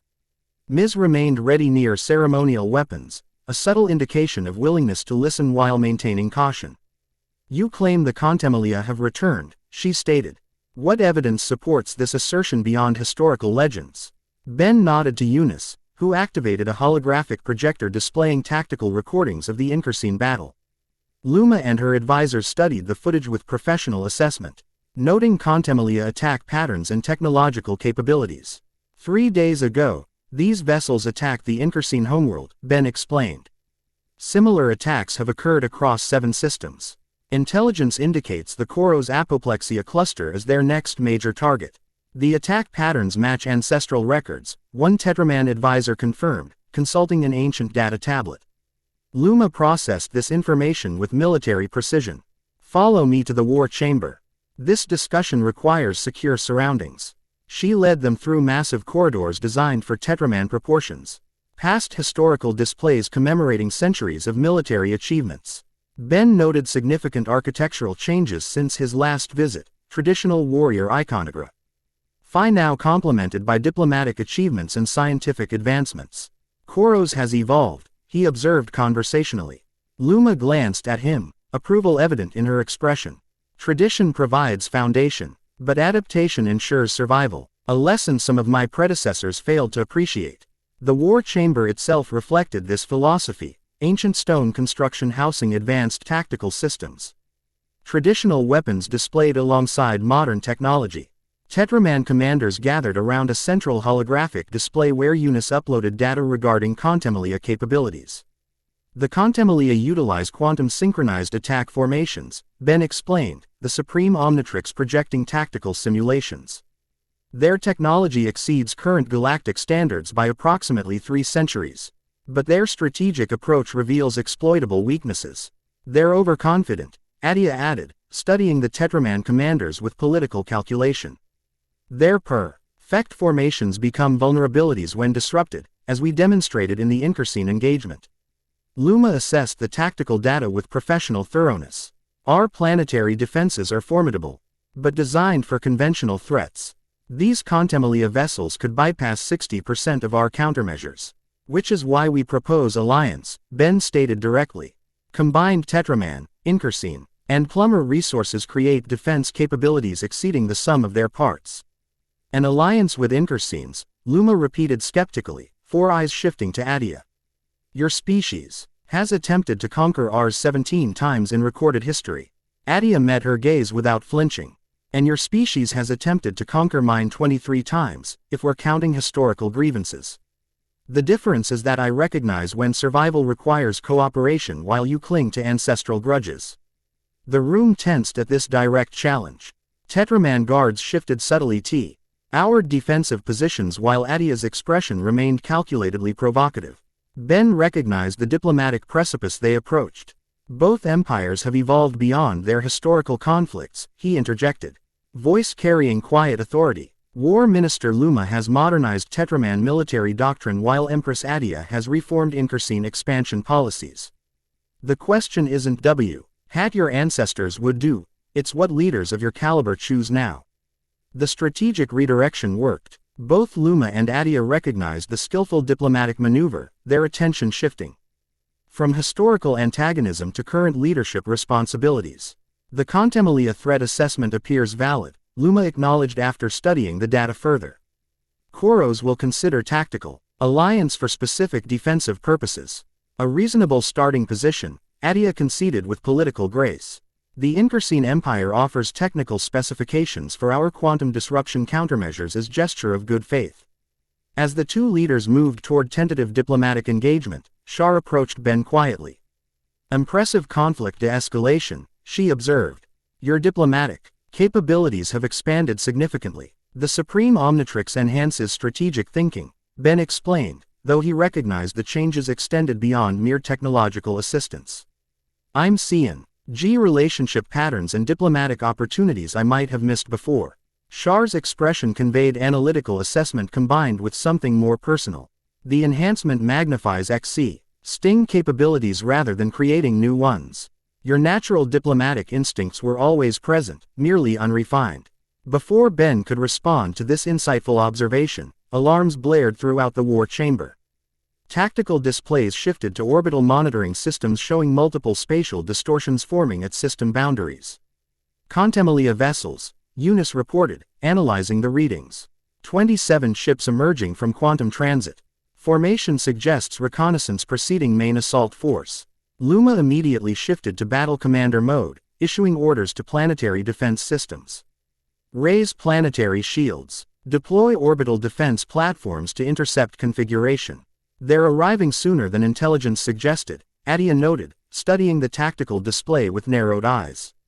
Our disruption of their command ship may have accelerated their timeline. Ben analyzed the Contemplalia formation with enhanced strategic perception. Their approach vector suggests targeted strike rather than full invasion. They're testing defenses, gathering tactical data for the main fleet. Then we should provide misleading information, Shar suggested, her reconnaissance expertise evident. Allow them to observe only what we choose to reveal. Looma considered this strategy with professional appreciation. A deception operation. Show vulnerability where we intend strength. Strength where we plan misdirection. Classic Tetraman battle doctrine with modern application, Ben observed, earning an approving nod from Looma. We'll need to coordinate defense SYS. TEMS without revealing our full capabilities, Attea added, political rivalries temporarily subsumed by tactical necessity. As the others developed the deception strategy, Ben studied the approaching Contemplalia vessels with growing concern. Their formation contained subtle asymmetries absent in previous engagements, indications of adaptive learning rather than rigid adherence to historical patterns. They're evolving their approach, he noted, the Supreme Omnitrix analyzing minute variations. The scout ships are operating with greater autonomy than those we encountered at the Incarsine homeworld. Eunice joined him at the tactical display, her expression concerned. Adaptive learning algorithms. They're implementing lessons from each engagement, becoming more unpredictable. We need to accelerate our countermeasures development, Ben decided. The Supreme Omnitrix contains historical data on Contemplalia technology that might reveal fundamental weaknesses beyond tactical vulnerabilities. I can assist with analysis. Eunice offered, her unique perspective as a technological being with human consciousness providing valuable insight. The War Chamber archives contain ancestral records of the First Contemplalia War. Looma added, approaching their discussion. Legends suggest they were ultimately defeated through exploitation of their dimensional technology. Ben's enhanced cognitive processing immediately connected disparate information threads. The Contemplalia utilized dimensional phasing to avoid conventional attacks. If we could reverse the phasing harmonics, we could potentially lock them into conventional space-time, Eunice completed, understanding the concept immediately. Making them vulnerable to standard weapons. The archives are this way, Looma directed, leading them toward an adjacent chamber while planetary defense systems engaged the approaching Contemplalia scouts. The archive room contained thousands of data crystals in traditional Tetraman organization, physical strength required to access the higher repositories, symbolizing that knowledge must be earned through capability. Looma easily scaled the chamber walls, retrieving specific crystals from sections marked with ancestral warning symbols. These records haven't been accessed in 17 generations, she explained, returning to ground level. Most modern scholars consider them allegorical rather than historical. The data crystals interfaced with ancient readers, projecting three-dimensional equations and technical specifications in archaic Tetraman script. Ben's enhanced cognition processed the information rapidly, recognizing dimensional mathematics that predated modern galactic understanding. These are dimensional phasing equations, he confirmed, the supreme Omnitrix. Automatically translating and analyzing the ancient formulas. The ancestral Tetramans understood fundamental dimensional mechanics millennia before modern science developed similar concepts. My people were never merely warriors, Looma stated with quiet pride. Our ancestors combined physical prowess with scientific understanding. Modern Tetraman culture sometimes forgets this balanced heritage. Ben studied the equations with growing excitement. These phasing harmonics could disrupt Contemlia dimensional technology. If we could incorporate these frequencies into planetary defense systems, we could force their vessels into fixed dimensional states, Eunice continued, her technical expertise following his reasoning. Preventing the phasing capabilities that make them difficult to target. Looma immediately grasped the strategic implications. Our weapons could penetrate their defenses if they cannot phase between dimensional states. The chamber trembled slightly as distant planetary defense systems engaged Contemlia scout ships. Tactical displays showed the deception operation proceeding, Tetraman forces appearing to struggle against the superior technology while actually gathering targeting data and testing response patterns. We need to implement these dimensional countermeasures before the main Contemlia fleet arrives, Ben determined, the supreme Omnitrix Ulrea. Calculating modification requirements for existing defense systems. I'll coordinate with Tetraman technical teams, Eunice volunteered. I'll assist, Looma decided. My authority will expedite implementation. As they departed to begin modifications, Shar approached with updated tactical assessments. The Contemlia scouts are behaving according to predicted patterns. They appear convinced of Tetraman defensive vulnerabilities while remaining unaware of our alliance with the Incursines. Attea's ship remains concealed, Ben confirmed. Shar nodded. The Imperial Sovereign's stealth systems are maintaining effective coverage. Contemlia scans show no indication they've detected the Incursine presence. Good. Maintaining the element of surprise will be crucial when the main fleet arrives. Ben studied the tactical display, noting how Contemlia vessels responded to specific Tetraman defense patterns. They're cataloging response protocols, building predictive models of Tetraman military doctrine, which will prove useless when we implement dimensional countermeasures, Shar observed with subtle satisfaction. A classic misdirection strategy. Ben smiled slightly, appreciating her tactical insight. Sometimes the old approaches remain effective. They worked through planetary rotational cycles, implementing dimensional countermeasures throughout Koro's defense network. The Supreme Omnitrix proved invaluable, interfacing with ancient Tetraman technology to incorporate dimensional phasing equations into modern weapon systems. During a rare break in activities, Ben found himself on an observation platform overlooking Koro's Prime. The city stretched across the red desert landscape, Tetraman architecture emphasizing strength through geometric precision. Dual moons rose above the horizon, casting crimson light across the landscape. Impressive view, Looma remarked, joining him on the platform. She had exchanged formal war minister regalia for traditional Tetraman combat attire, suggesting preparation for personal engagement rather than merely commanding forces. The city has expanded significantly since my last visit, Ben observed. Tetraman populatio N has grown 30% since reforms allowing females greater societal roles beyond reproduction, Looma explained with evident pride. My first act as war minister was opening military leadership positions to qualified females. Despite conservative opposition, Ben studied her with newfound appreciation, the Supreme Omnitrix enhancing his perception of subtle indicators, the ceremonial scars noting personal victories against opposition, the specialized gauntlet markings signifying policy achievements rather than merely battlefield conquests. You've transformed Tetraman society while honoring its fundamental values, he noted. That requires exceptional leadership. Looma's expression softened slightly, revealing the person beneath the war minister's formal persona. You understand the balance between tradition and progress. Few outsiders recognize that distinction.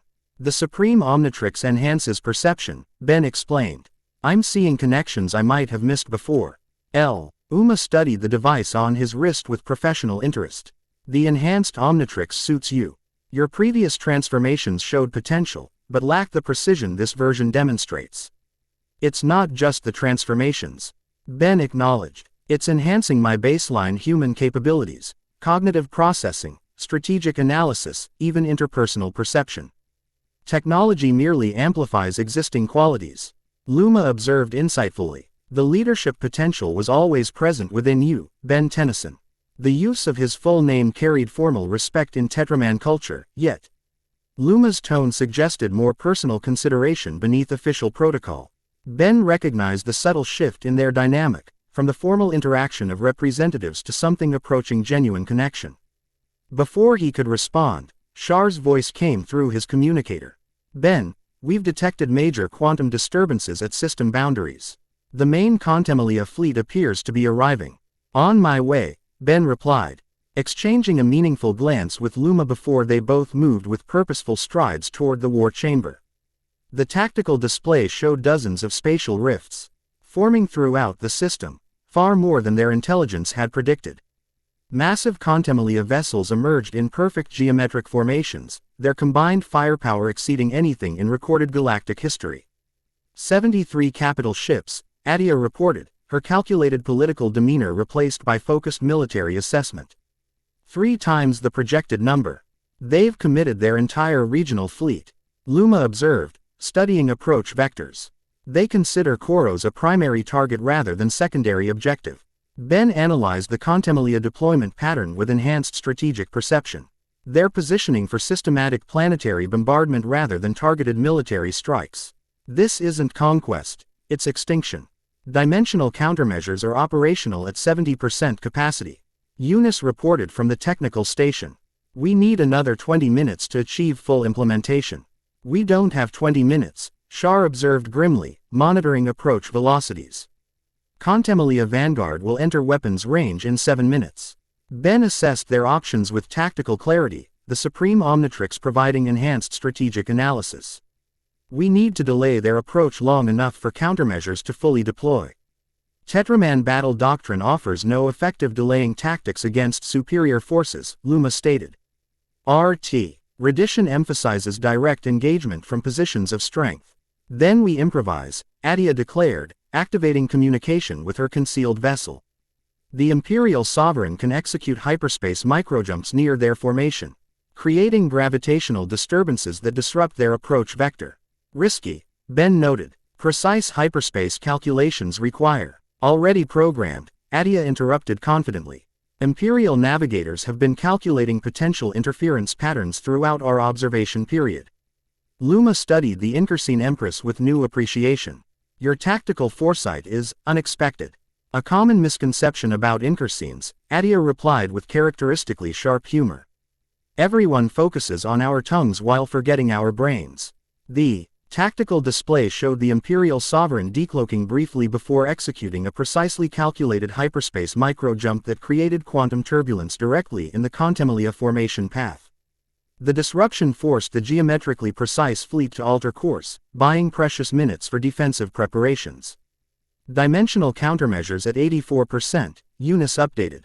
Optimization continuing. Ben studied the Contemmelia response to the hyperspace disruption, noting patterns with strategic significance. They're adapting formation to compensate, but maintaining their primary approach vector. They're committed to this attack regardless of resistance. Fanatical adherence to objective, Shar observed. Consistent with species believing themselves evolutionarily superior. Or species following programming rather than adaptive strategy, Ben countered, the Supreme Omnitrix highlighting subtle patterns in Contemmelia movements. Their responses follow algorithmic patterns rather than creative tactical adjustments. Looma grasped the implication immediately. You believe these are automated systems rather than crude vessels. The ancestral records describe Amelia as fifth-dimensional beings who rarely interacted directly with three-dimensional space, Ben explained, referencing information from the archives. These ships may be automated extensions rather than directly controlled vessels. Which means destroying them doesn't necessarily constitute defeating the Contemmelia themselves, Eunice realized.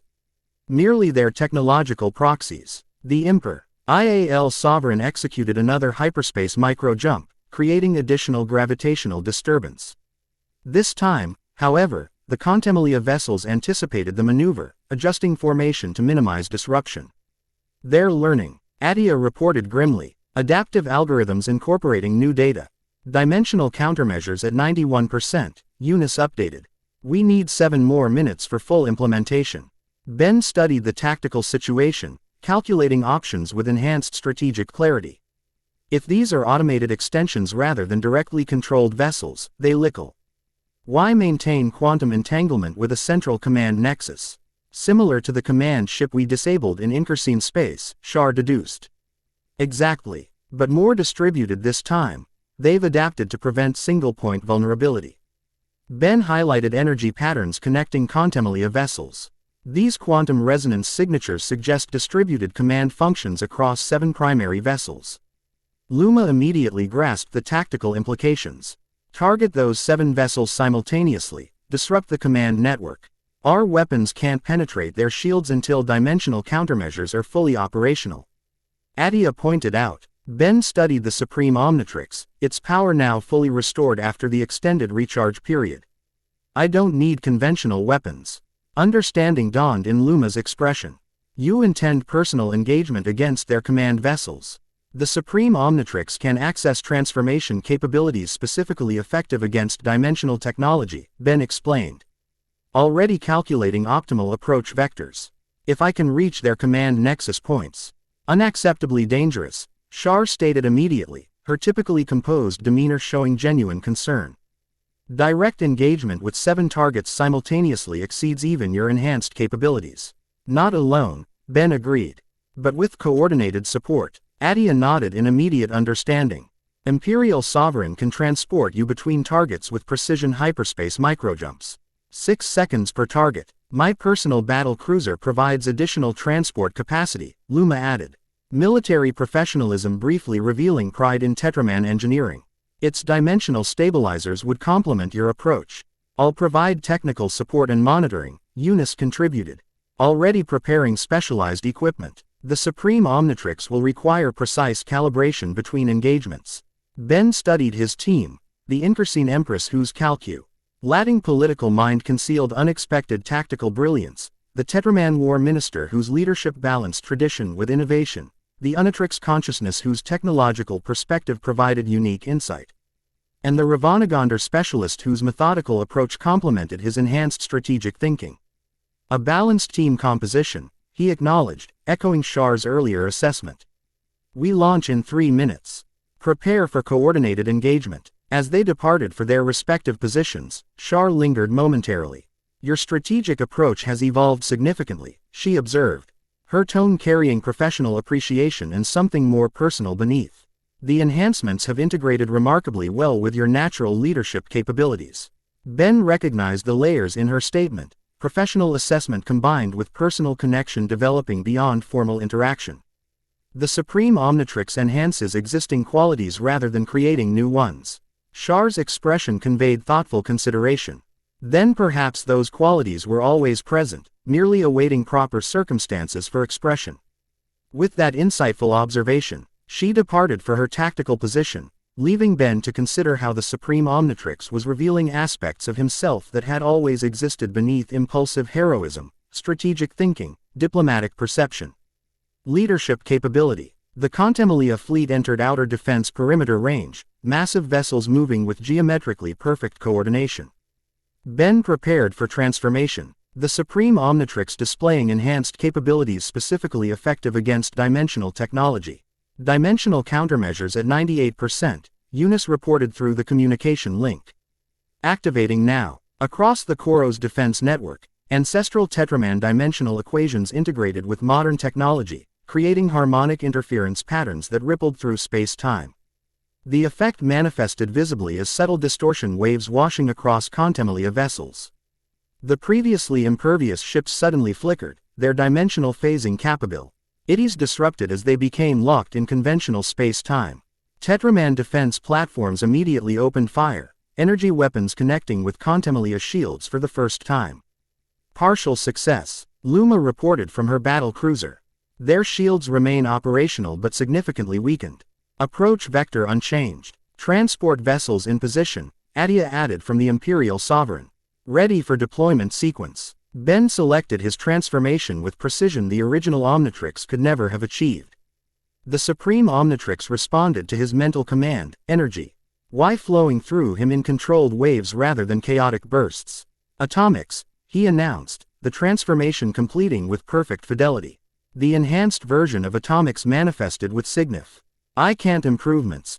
The nuclear-powered alien's form streamlined for greater maneuverability while maintaining its incredible energy generation capabilities. Ben's consciousness remained fully present throughout the transformation. Tactical awareness undiminished by the genetic reconfiguration. Beginning deployment sequence, he communicated, launching from the Tetraman defense platform toward the first Contemlia command vessel. The engagement had begun. 7 targets, coordinated support, and the fate of multiple worlds hanging in the balance as ancient enemies clashed above the red deserts of Koros. Chapter 3. Union and Victory.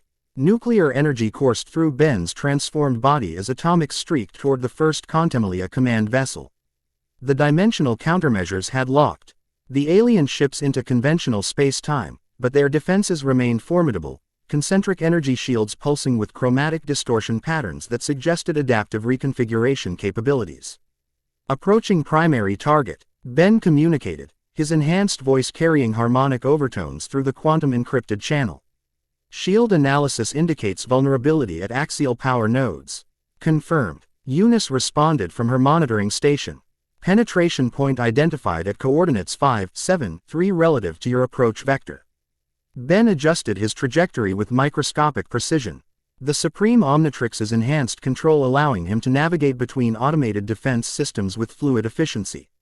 Where his previous Atomics transformations had relied on overwhelming power, this version integrated strategic finesse with nuclear capabilities.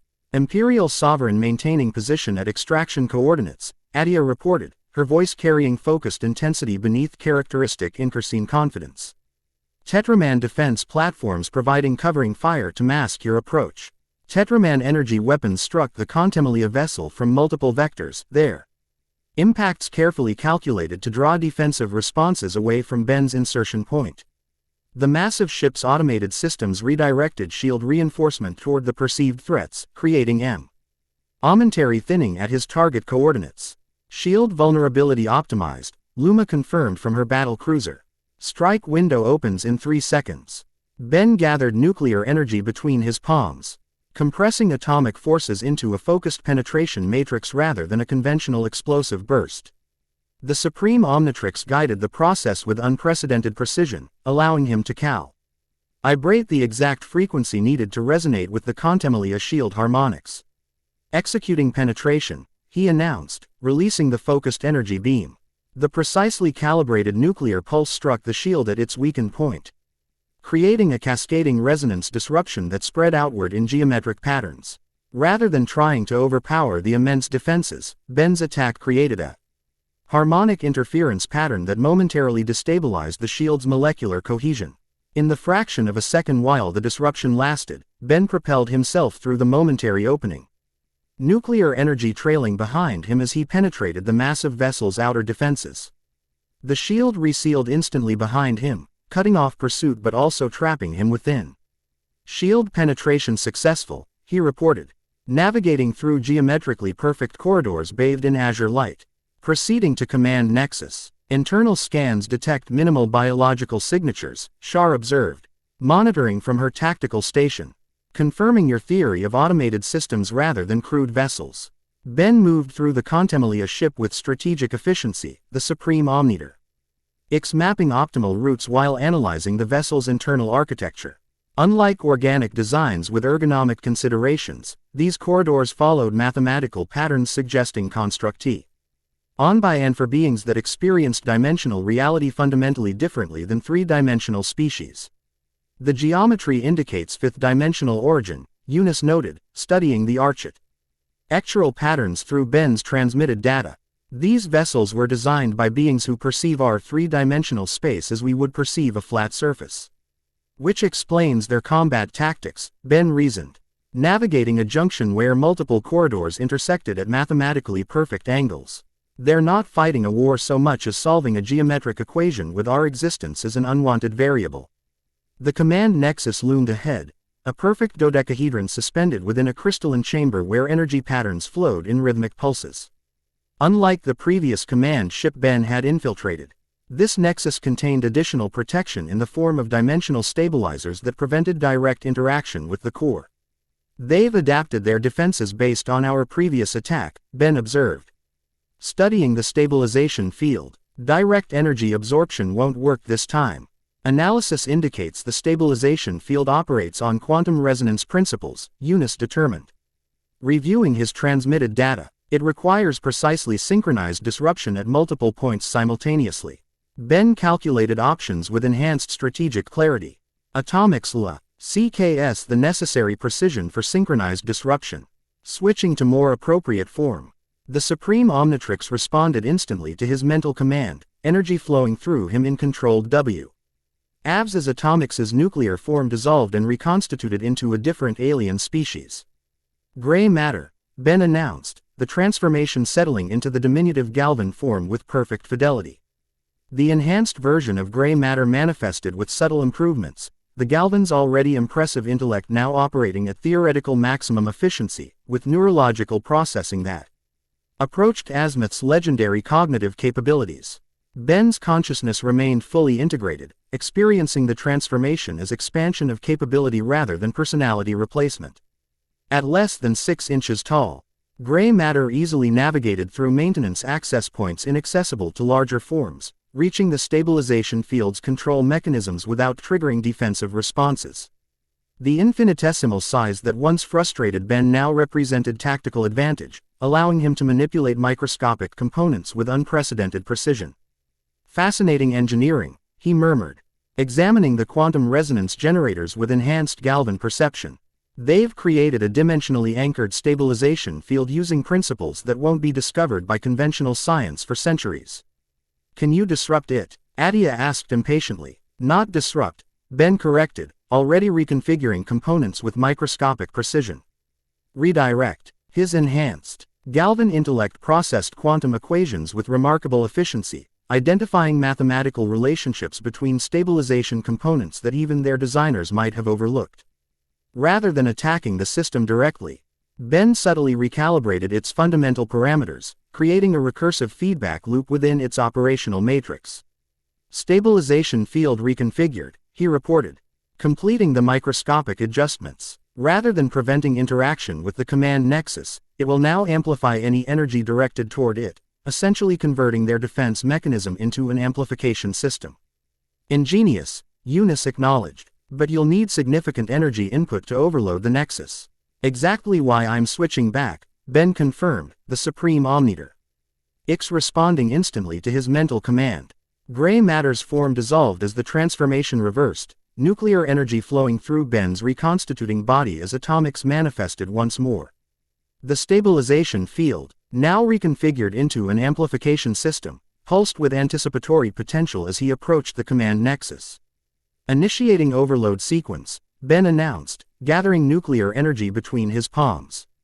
He released a precisely calibrated nuclear pulse toward the dodecahedron core. The reconfigured field captured the energy, amplifying it through quantum resonance before channeling it directly into the command nexus. The geometric structure vibrated as energy cascaded through its crystalline matrix, disrupting the quantum entanglement patterns connecting it to the other command vessels. Entanglement disruption confirmed, Shar reported, monitoring quantum fluctuations. Command function compromised. Throughout the Koros system, the Contemmelia fleet's perfect geometric formations faltered as 1/7 of their command network collapsed. Ships drifted from assigned positions, their coordinated attack patterns fragmenting into individual units operating on secondary protocols. First target neutralized, Looma confirmed with professional satisfaction. Tetraman defense platforms exploiting disarray to target exposed vessels. Imperial Sovereign approaching extraction coordinates. Attea added, prepare for hyperspace micro-jump to second target in 15 seconds. Ben navigated back through the destabilizing vessel, the corridors now pulsing with warning illumination as automated systems attempted to compensate for command nexus failure. The Supreme Omnitrix calculated his optimal extraction path with precision that integrated structural integrity analysis, remaining defensive capabilities, and energy conservation requirements. He reached the extraction point moments before the Imperial Sovereign executed its hyperspace micro-jump, creating A precisely calibrated spatial distortion that extracted him from the Contemlia vessel microseconds before its shields reconfigured. The experience of hyperspace extraction compressed perceptual ray Liddy into quantum probabilities before resolving into conventional space-time aboard Attea's vessel. Extraction successful, Attea confirmed, her typically sardonic expression revealing momentary concern before returning to calculated confidence. Approaching second target in 20 seconds. Ben reverted to human form to conserve energy between engagements, the transformation flowing smoothly under the Supreme Omnitrix's enhanced control. Where previous reversions had often left him momentarily disoriented, this one integrated seamlessly with his consciousness, maintaining tactical awareness throughout the process. First command vessel completely neutralized, Eunice reported through the communication link. 6 remaining targets showing signs of adaptive reconfiguration. They're learning from the initial attack. Expected. Ben acknowledged, studying tactical displays showing the remaining command vessels implementing defensive adjustments. Each engagement will require modified approach. The second target has reinforced shield harmonics specifically designed to counter your previous penetration method, Shar observed, analyzing sensor data. Direct replication of your approach will fail. Ben considered options with strategic clarity, the Supreme Omnitrix enhancing his pattern recognition capabilities. Then we adapt more quickly than they do. Looma, can your battle crew either generate a localized electromagnetic pulse tuned to frequency 573 theta? Affirmative, Looma confirmed without hesitation. Tetraman battle doctrine includes electromagnetic warfare capabilities. Attea, position the Imperial Sovereign opposite Looma's cruiser relative to the target, Ben instructed. We'll create intersecting electromagnetic fields that generate a harmonic resonance point precisely at their shield's fluctuation cycle. Attea immediately grasped the strategy, adjusting their approach vector with impressive piloting skill. Positioning for electromagnetic convergence. Synchronizing pulse generators with Tetraman cruiser. The Imperial Sovereign streaked toward the second Contemlia command vessel, its enhanced engines pushing structural tolerances as it maneuvered into optimal position. Looma's battle cruiser approached from the opposite vector, the two vessels creating a tactical pincer movement that positioned the Contemlia target between them. Electromagnetic pulse generators at full capacity, Looma reported. Awaiting synchronization. Calculating optimal timing, Eunice interjected, analyzing shield fluctuation patterns. The Contemlia have implemented randomized harmonics to prevent prediction, but underlying mathematical patterns remain consistent with fifth-dimensional design principles. Her analytical capabilities identified the complex pattern underlying seemingly random fluctuations, predicting the precise nanosecond when shield harmonics would temporarily align with their electromagnetic pulse frequency. Synchronization point identified, she announced. Executing in 3, 2, 1. Both vessels released precisely calibrated electromagnetic pulses simultaneously. The energy waves propagated through space at matched velocities. Their wavelengths calculated to create destructive interference with all frequencies except the specific harmonic matching the shield's momentary vulnerability. Where the pulses intersected, a concentrated electromagnetic spike formed, striking the Contemlia shield at the exact moment its fluctuation cycle aligned with their chosen frequency. The massive defense field shuddered visibly, geometric distortion patterns rippling across its surface as localized failure cascaded through its structure. Shield disruption successful, Shar reported. Localized breach at coordinates 372. Deploying now, Ben announced. The Supreme Omnitrix already responding to his mental command. He transformed into XLR-8, the enhanced version manifesting with subtle improvements, the Kinesolaren's Ulrea. Impressive speed now complemented by temporal perception that allowed conscious processing at supersonic velocities. Ben streaked from the Imperial Sovereign through the momentary shield breach, tearing the second command vessel milliseconds before its adaptive systems sealed the vulnerability. Infiltration successful, he communicated, navigating through corridors at velocities that rendered automated defense systems functionally inert. Approaching command nexus. The second vessel's internal configuration differed from the first, evidence of adaptive design principles implementing lessons from their initial defeat. Where the first command nexus had been centrally located with geometrically direct access routes, this one occupied a deliberately obscured position surrounded by recursive Vey corridor patterns designed to confuse navigation. They've implemented maze-like defensive architecture, Ben observed. XLR-8's enhanced perceptual capabilities allowing him to recognize the underlying pattern despite its complexity. Spatial disorientation countermeasures against infiltration. Can you locate the command nexus? Looma asked, her typically composed voice betraying subtle concern. Already mapped, Ben confirmed. The Supreme Omnitrix analyzing three-dimensional spatial relationships with remarkable efficiency. The recursive patterns follow fifth-dimensional mathematics, but their three-dimensional projection contains recognizable navigation markers intended for maintenance systems. He followed these subtle markers through the labyrinthine corridors, XLR-8's speed allowing him to explore multiple potential routes simultaneously before identifying the optimal path. The command nexus, when finally reached, presented entirely different challenges than the previous vessel. Secondary command nexus located, he reported, studying the defensive systems with enhanced tactical perception. They've implemented physical barriers rather than energy fields, material composed of hyperdense matter requiring direct molecular manipulation. Countering our previous approach, Eunice noted with scientific appreciation. Their adaptation rate exceeds conventional algorithmic learning. Ben selected his next transformation with strategic precision, the Supreme Omnitrix responding instantly to his mental command. XLR-8's form dissolved as energy flowed through his reconstituting molecular structure. Upgrade, he announced as the transformation completed. The enhanced version of Upgrade manifested with significant improvements, the galvanic mechamorph's technological integration capabilities now operating with unprecedented precision, allowing molecular-level interaction with complex systems. Ben's consciousness remained fully present, experiencing the transformation as expanded capability rather than personality replacement. Upgrade's liquid metal form flowed through microscopic imperfections in the hyperdense barrier, reforming inside the command nexus chamber. Dodecahedron core pulsed with energy patterns significantly different from the previous vessel, evidence of architectural adaptation based on their first success. They've modified the command nexus structure, Ben reported, analyzing the crystalline components with Upgrade's enhanced technological perception. Distributed processing rather than centralized control, more resilient against catastrophic failure.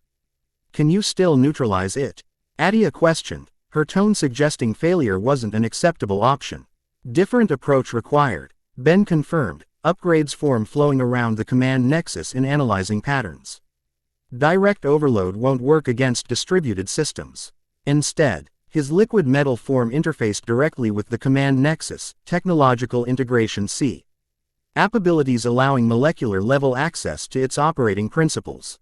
Rather than attacking the system externally, Ben infiltrated its architectural structure, introducing subtle modifications to its operational parameters.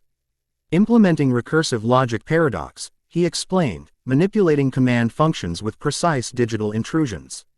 Their systems operate on fifth-dimensional mathematics, translated into three-dimensional space. By introducing logical inconsistencies between dimensional frameworks, the command nexus shuddered as computational processes attempted to resolve irreconcilable mathematical contradictions.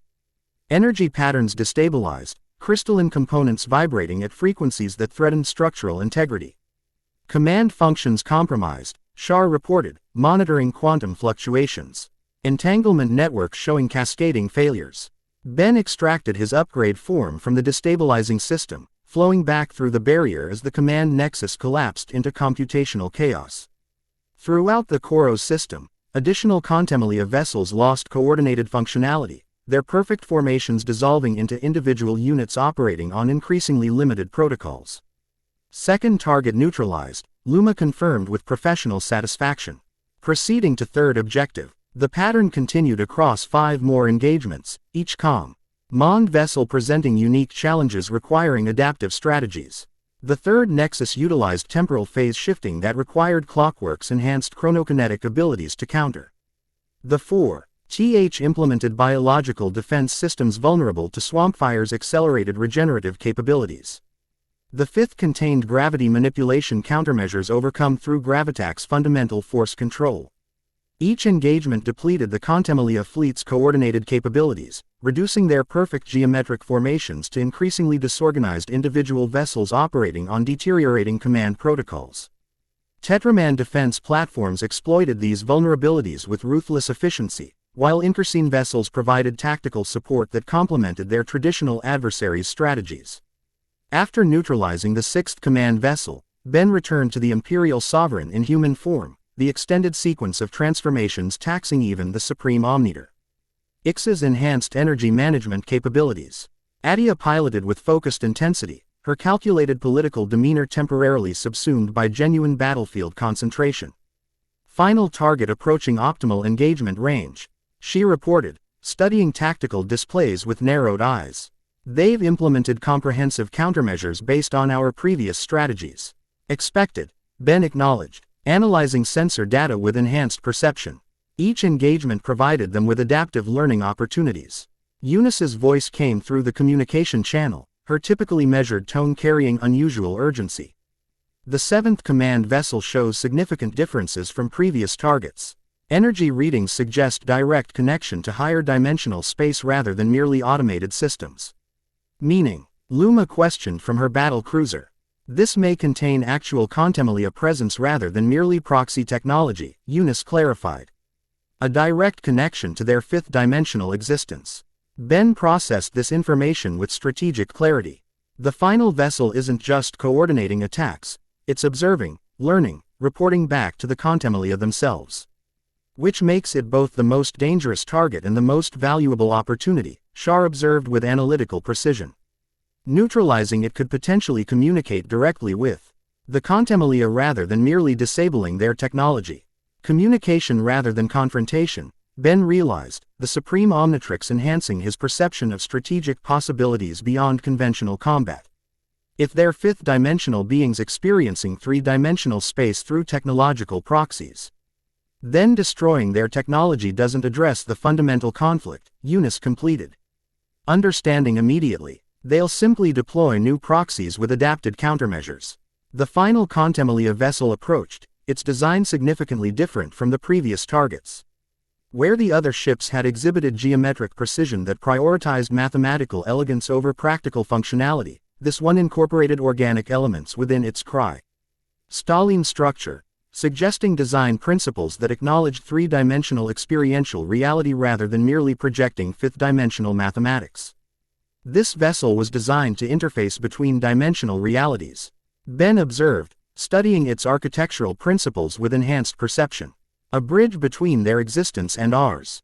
Which means conventional attack strategies are unlikely to succeed, Shar noted, analyzing defensive capabilities. They've incorporated countermeasures against all previous approaches. Ben considered options with strategic clarity, the Supreme Omnitrix providing enhanced pattern recognition capabilities. Then we don't attack, we communicate with the species trying to exterminate all life in the galaxy. Attea questioned skeptically. They're not trying to exterminate life, Ben corrected, understanding crystallizing through enhanced cognitive processing. They're trying to restore what they consider proper order. The Contemlia disappeared 1 billion years ago, returning to find the galaxy populated by species they never anticipated. From their perspective, it's like leaving a sterile laboratory only to return and find it contaminated with unexpected organisms. Looma grasped the implication immediately. They don't recognize us as legitimate life forms with evolutionary right to exist. Precisely, Ben confirmed. Which means our objective isn't destroying their technology, but demonstrating our legitimacy as sentient beings worthy of continued existence. And how exactly do we convince beings from another dimension that we deserve to live? Attea asked, though her tone suggested grudging consideration rather than outright rejection. Ben studied the Supreme Omnitrix, its capabilities extending far beyond mere transformation. The Omnitrix technology was always designed for understanding across species barriers. The Supreme version extends that principle across dimensional boundaries. Tend direct communication using the Supreme Omnitrix as a translation medium, Eunice realized, her voice conveying both scientific appreciation and concern. Interfacing between 3-dimensional and 5th-dimensional consciousness carries significant risks to your cognitive integrity. Risks we need to accept, Ben determined. Destroying their proxies only delays their return with adapted technology. True resolution requires understanding across dimensional perspectives. The decision carried weight beyond tactical consideration, risking his consciousness to establish communication rather than merely winning the immediate battle. The Supreme Omnitrix enhanced his perception of strategic necessities beyond conventional victory, highlighting the fundamental difference between defeating enemies and resolving conflicts. I'll approach alone, Ben decided, studying the unique vessel with enhanced tactical awareness. Their dimensional interface likely responds to individual consciousness rather than collective engagement. Unacceptable risk profile, Shar stated immediately, her typically methodical tone carrying unusual emotional undertones. Attempting interdimensional communicati on without support exceeds reasonable operational parameters. She's right, Attea concurred, surprising everyone with agreement. This communication approach needs backup options if negotiations fail. The Incursine Empire has significant interest in contingency planning. As does Koros, Looma added firmly. Tetraman battle doctrine emphasizes coordinated engagement against superior technological threats. Ben recognized the strategic value in their perspectives, the Supreme Omnitrix enhancing his perception of team dynamics beyond merely tactical considerations. Their concern reflected both pragmatic assessment and something more personal developing beneath professional interactions. Adjusted approach, he acknowledged. Imperial Sovereign will transport our complete team to optimal communication range. Attea maintains vessel control for potential extraction. Looma provides security oversight given her experience with ancestral records. Eunice assists with technical interface, given her unique perspective as technological consciousness with organic experience. Shar monitors communication patterns for deception indicators. The team nodded in collective agreement, each recognizing their essential role in the unprecedented engagement. As the Imperial Sovereign approached the dimensional interface vessel, Ben studied his companions with enhanced perception, noting how their diverse capabilities complemented each other in ways that transcended their individual specialties. Approaching optimal communication range, Attea reported, guiding the vessel with impressive precision. Contemmelia defenses tracking us but not engaging, they appear to be observing. They recognize something different in our approach, Eunice suggested, monitoring energy patterns. The absync E of offensive posture registers as anomalous behavior worthy of assessment before response. The Imperial Sovereign maintained position at calculated distance, neither retreating nor advancing. Ben A. CCS the Supreme Omnitrix's communication functions, its capabilities extending far beyond conventional transmission technology. Initiating communication attempt, he announced, the Supreme Omnitor. X projecting a multidimensional signal specifically calibrated to interface with fifth-dimensional perception. For several moments, silence stretched across conventional communication channels. Then, the Contemmelia vessel emitted a response, not through standard transmission methods, but through dimensional resonance patterns that the Supreme Omnitrix translated into comprehensible format. Communication established, Ben reported. The Supreme Omnitrix interfacing directly with his consciousness to process information structured for fifth-dimensional perception. There, curious, R. Aproac. H registers as unprecedented in their experience. You can understand them, Looma questioned, studying the incomprehensible energy patterns with professional intensity. Not directly, Ben clarified. The Supreme Omnitrix mediating the complex translation. Their communication operates on mathematical principles that describe relationships between dimensional frameworks rather than conventional language. The Supreme Omnitrix is translating conceptual structures rather than specific terms. Through this unprecedented interface, Ben perceived the Contemmelia perspective, beings who experienced reality across 5 dimensions. Perceiving 3-dimensional space as humans might view a simplistic drawing. Their return to the galaxy had been motivated not by conquest but by property restoration, claiming space they considered rightfully theirs after temporary absence in higher dimensional planes. They don't recognize us as sentient beings with inherent right to exist, Ben explained, translating complex dimensional concepts into comprehensible terms. From their perspective, we're unexpected variables in an equation they considered solved billions of years ago. Then explain our sentience, Attea suggested with characteristic directness. Convince them we're not just mathematical errors to be corrected. Ben focused on this approach, the supreme Omnitrix translating three-dimensional consciousness into forms perceivable by fifth-dimensional awareness. He conveyed not merely abstract arguments about sentience but demonstrated the complex interrelationships between diverse species, how Incursines, Tetramans, Ravanagandars, humans, and countless others had developed unique perspectives that together created a cognitive ecosystem richer than any single species could achieve alone. The Contemplalia response came through dimensional resonance patterns that the Supreme Omnitrix translated with increasing precision. They find our diversity mathematically interesting. A nature, al development they hadn't anticipated in their equations. Progress, Eunice observed cautiously. They're engaging conceptually rather than merely dismissing. Ben continued the unprecedented communication, conveying how diverse species perspectives created problem-solving capabilities that transcended individual limitations. He demonstrated how Tetraman's strength complemented Incursine adaptability, how Ravanagandar methodical analysis balanced human intuitive leaps, how technological consciousness interfaced with organic experience to create understanding impossible through either framework alone. They're processing the concept that diversity creates resilience, Ben reported, the Supreme Omnitrix translating increasingly complex dimensional exchanges. It's a mathematical principle. They recognize in their own dimensional frameworks how varying perspectives create stronger analytical outcomes than homogeneous approaches. Build on that recognition, Shar suggested with insightful precision. Demonstrate how our seeming mathematical irregularity actually represents evolutionary optimization for three-dimensional problem solving. Ben implemented this approach, the Supreme Omnitrix translating three-dimensional evolutionary principles into mathematical frameworks comprehensible to fifth-dimensional cognition. He conveyed how apparent chaos in species development actually represented complex adaptation to environmental challenges, creating diversity that strengthened collective resilience against extinction threats. The Contemplalia response showed significant shift in dimensional resonance patterns.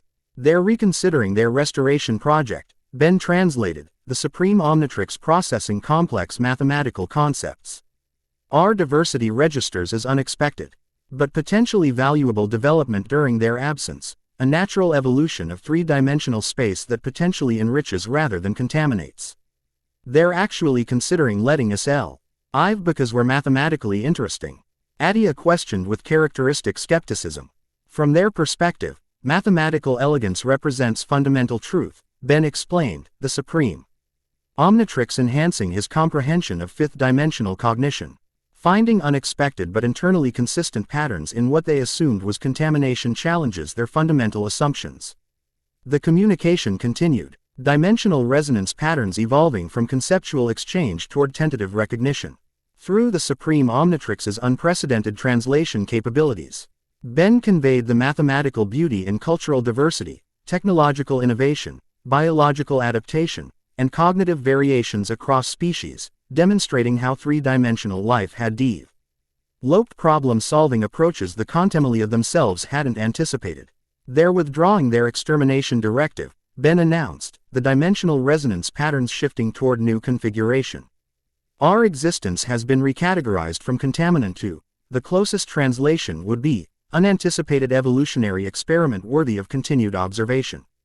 Throughout the Koros system, Contemplalia vessels began systematic withdrawal, their perfect geometric formations reconstituting as command functions redistributed across surviving units.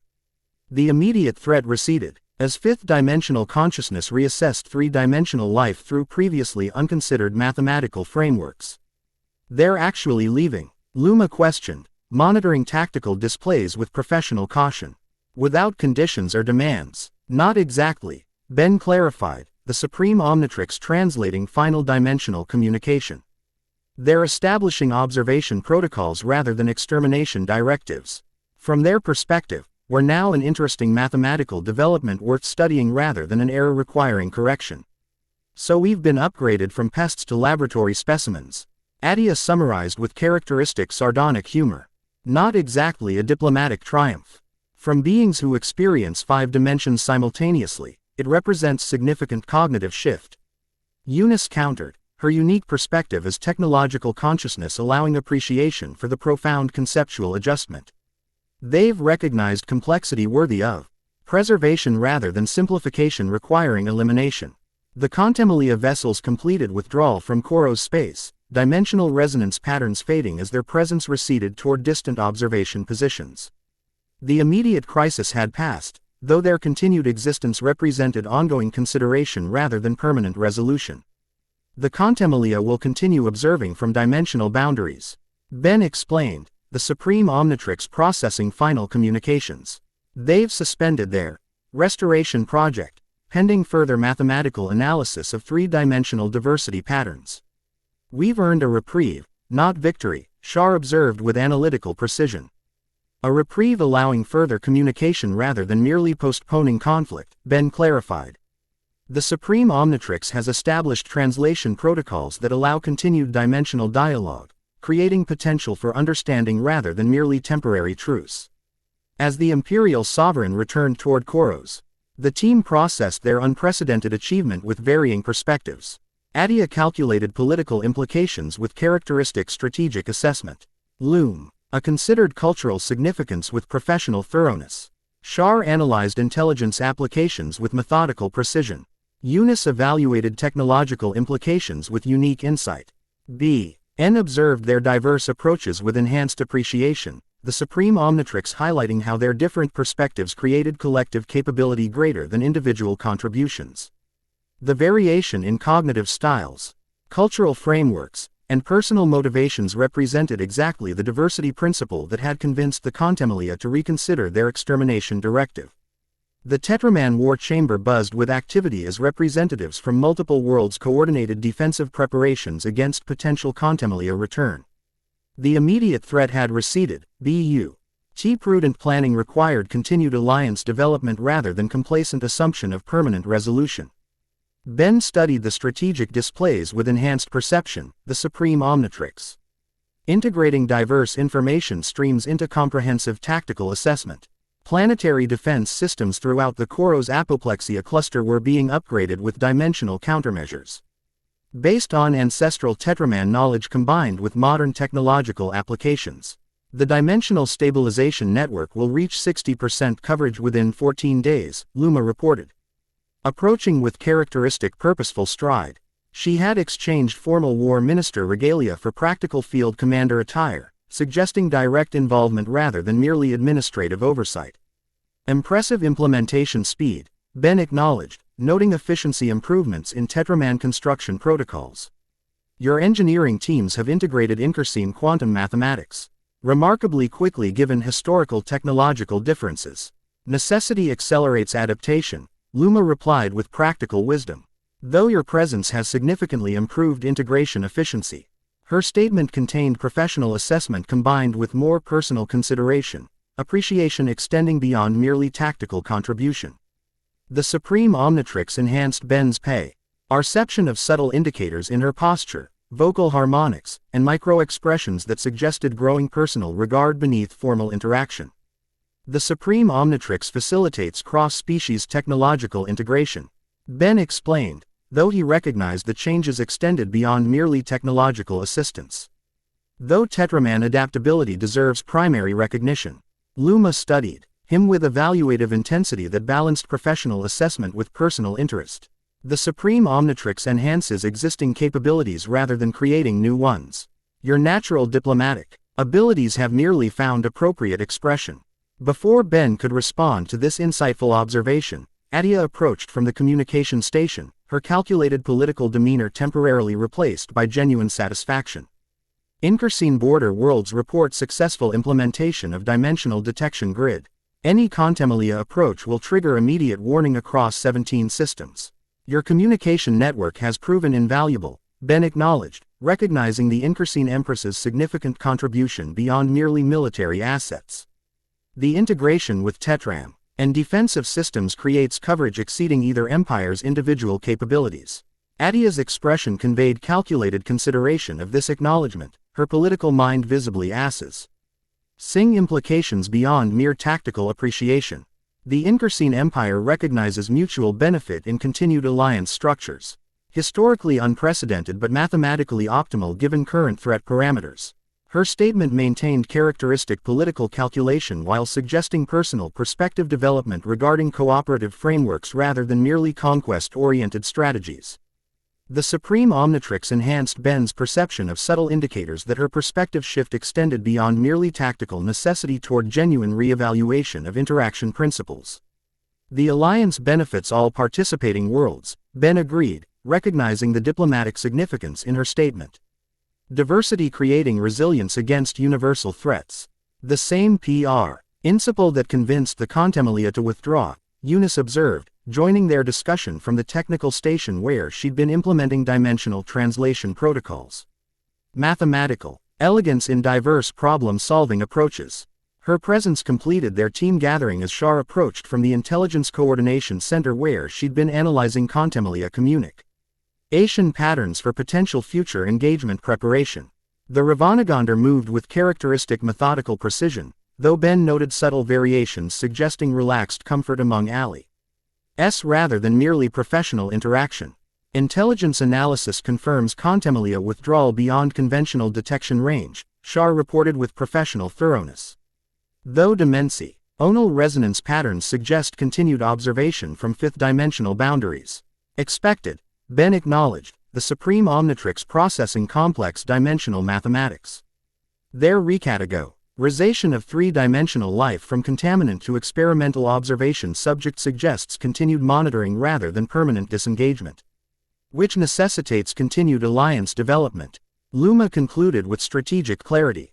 Tetraman military doctrine historically emphasized independence, but current circumstances require adaptation toward cooperative frameworks. The Kursine Empire reaches similar conclusion through different analytical pathway, Attea added, her political mind calculating long-term implications. Isolated empires face exponentially greater vulnerability against higher dimensional threats. Cooperative diversity creating mathematical resilience against existential challenges, Eunice summarized, her unique perspective as technological concio. USNESS with human experience providing integrative insight. Precisely the principle that convinced the Contemlia to withdraw, Shar observed with analytical precision. Our different capabilities eating problem-solving approaches they hadn't anticipated in their equations. Ben studied his team, the Tetraman War Minister whose leadership balanced tradition with innovation, the Inkursine Empress whose calculating political mind concealed unexpected diplomatic potential, the Omnitrix consciousness whose technological perspective provided unique insight, and the Ravanagandar specialist whose methodical approach complemented his enhanced strategic thinking. Their diverse capabilities had created solution possibilities exceeding individual contributions, exactly the principle that had convened fifth-dimensional beings to reconsider three-dimensional life's value. Mathematical elegance in diversity rather than homogeneity. The Supreme Omnitrix contains dimensional translation protocols, allowing continued communication with the Contemlia, Ben explained, studying the device with enhanced perception. Creating potential understanding rather than merely temporary truce. A diplomatie. C-channel between dimensional frameworks, Eunice noted with scientific appreciation. Unprecedented in recorded history, which positions the bearer of the Supreme Omnitrix as essential diplomatic interface. Looma observed with characteristic directness. Tetraman strategic analysis suggests continued alliance benefits from maintaining proximity to that interface capability. The Inkursine Empire reaches identical conclusion through independent analysis, Attea added, political calculation visible beneath casual demeanor. Our reformed expansion directives prioritize alliance with significant technological assets. Intelligence assessment confirms optimal outcome probability through continued cooperative framework, Shar contributed, her typically methodical analysis containing null consideration beneath professional assessment. My unique perspective as technological consciousness with human experience suggests valuable ongoing contributions to interdimensional communication efforts, Eunice completed. Her statement balancing scientific precision with personal motivation. Ben recognized the convergence in their perspectives, each approaching the situation through different analytical frameworks yet reaching complementary conclusions. Their diverse cognitive styles, cultural backgrounds, and personal motivations created a balanced team whose collective capabilities exceeded individual contributions. The supreme Omnitrix enhances perception of patterns across diverse perspectives, Ben acknowledged, studying each team member with deepened appreciation. Though the mathematical elegance in your complementary approaches would be apparent even without technological enhancement. This acknowledgement carried significance beyond merely tactical assessment, recognition of their individual value while appreciating their collective strength.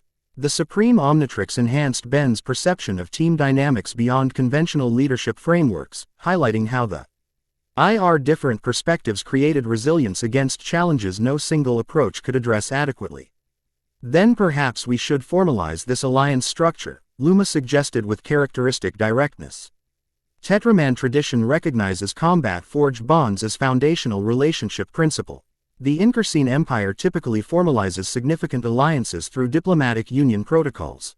Attea added with calculated casualness that didn't entirely conceal personal interest beneath political framework.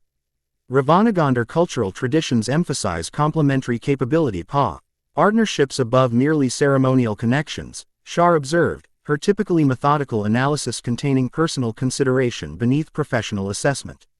My unique status transcends conventional relationship frameworks. Eunice completed, her statement balancing technological perspective with human emotional understanding. Though the principle of diverse capabilities creating resilient union remains mathematically elegant regardless of formal designation. Ben processed their converging suggestions with enhanced perception, the supreme Omnitrix highlighting patterns beneath their different expressions. Though approaching through varied cultural frameworks and personal perspectives, each suggested relationship development beyond merely tactical alliance, recognition that their collective strength extended into personal connection realms. The alliance has demonstrated mathematical elegance in diverse problem-solving approaches, Ben acknowledged, recognizing the significance in their converging suggestions. Formalization would ensure continued cooperative framework development.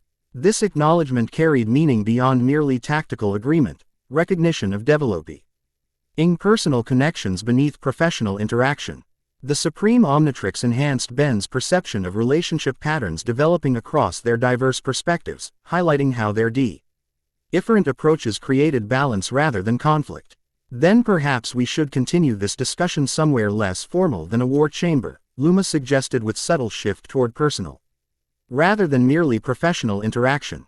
The imperial sovereign contains diplomatic quarters designed for alliance development conversations, Attea added with characteristic directness barely concealing personal motivation beneath political framework. A less structured environment might facilitate more comprehensive relationship parameter discussion, Shar observed, her typically methodical analysis containing unexpected warmth beneath professional terminology. My perspective includes appreciation for both technical precision and emotional understanding in relationship development, Eunice completed. Her statement balancing technological analysis with human emotional framework. Ben recognized the convergence beneath their different expressions, each suggesting continued interaction beyond merely tactical necessity. Though approaching through diverse cultural frameworks and personal communication styles, the supreme Omnitrix enhanced his perception of subtle emotional indicators beneath their varied expressions, highlighting genuine connection developing beyond professional alliance.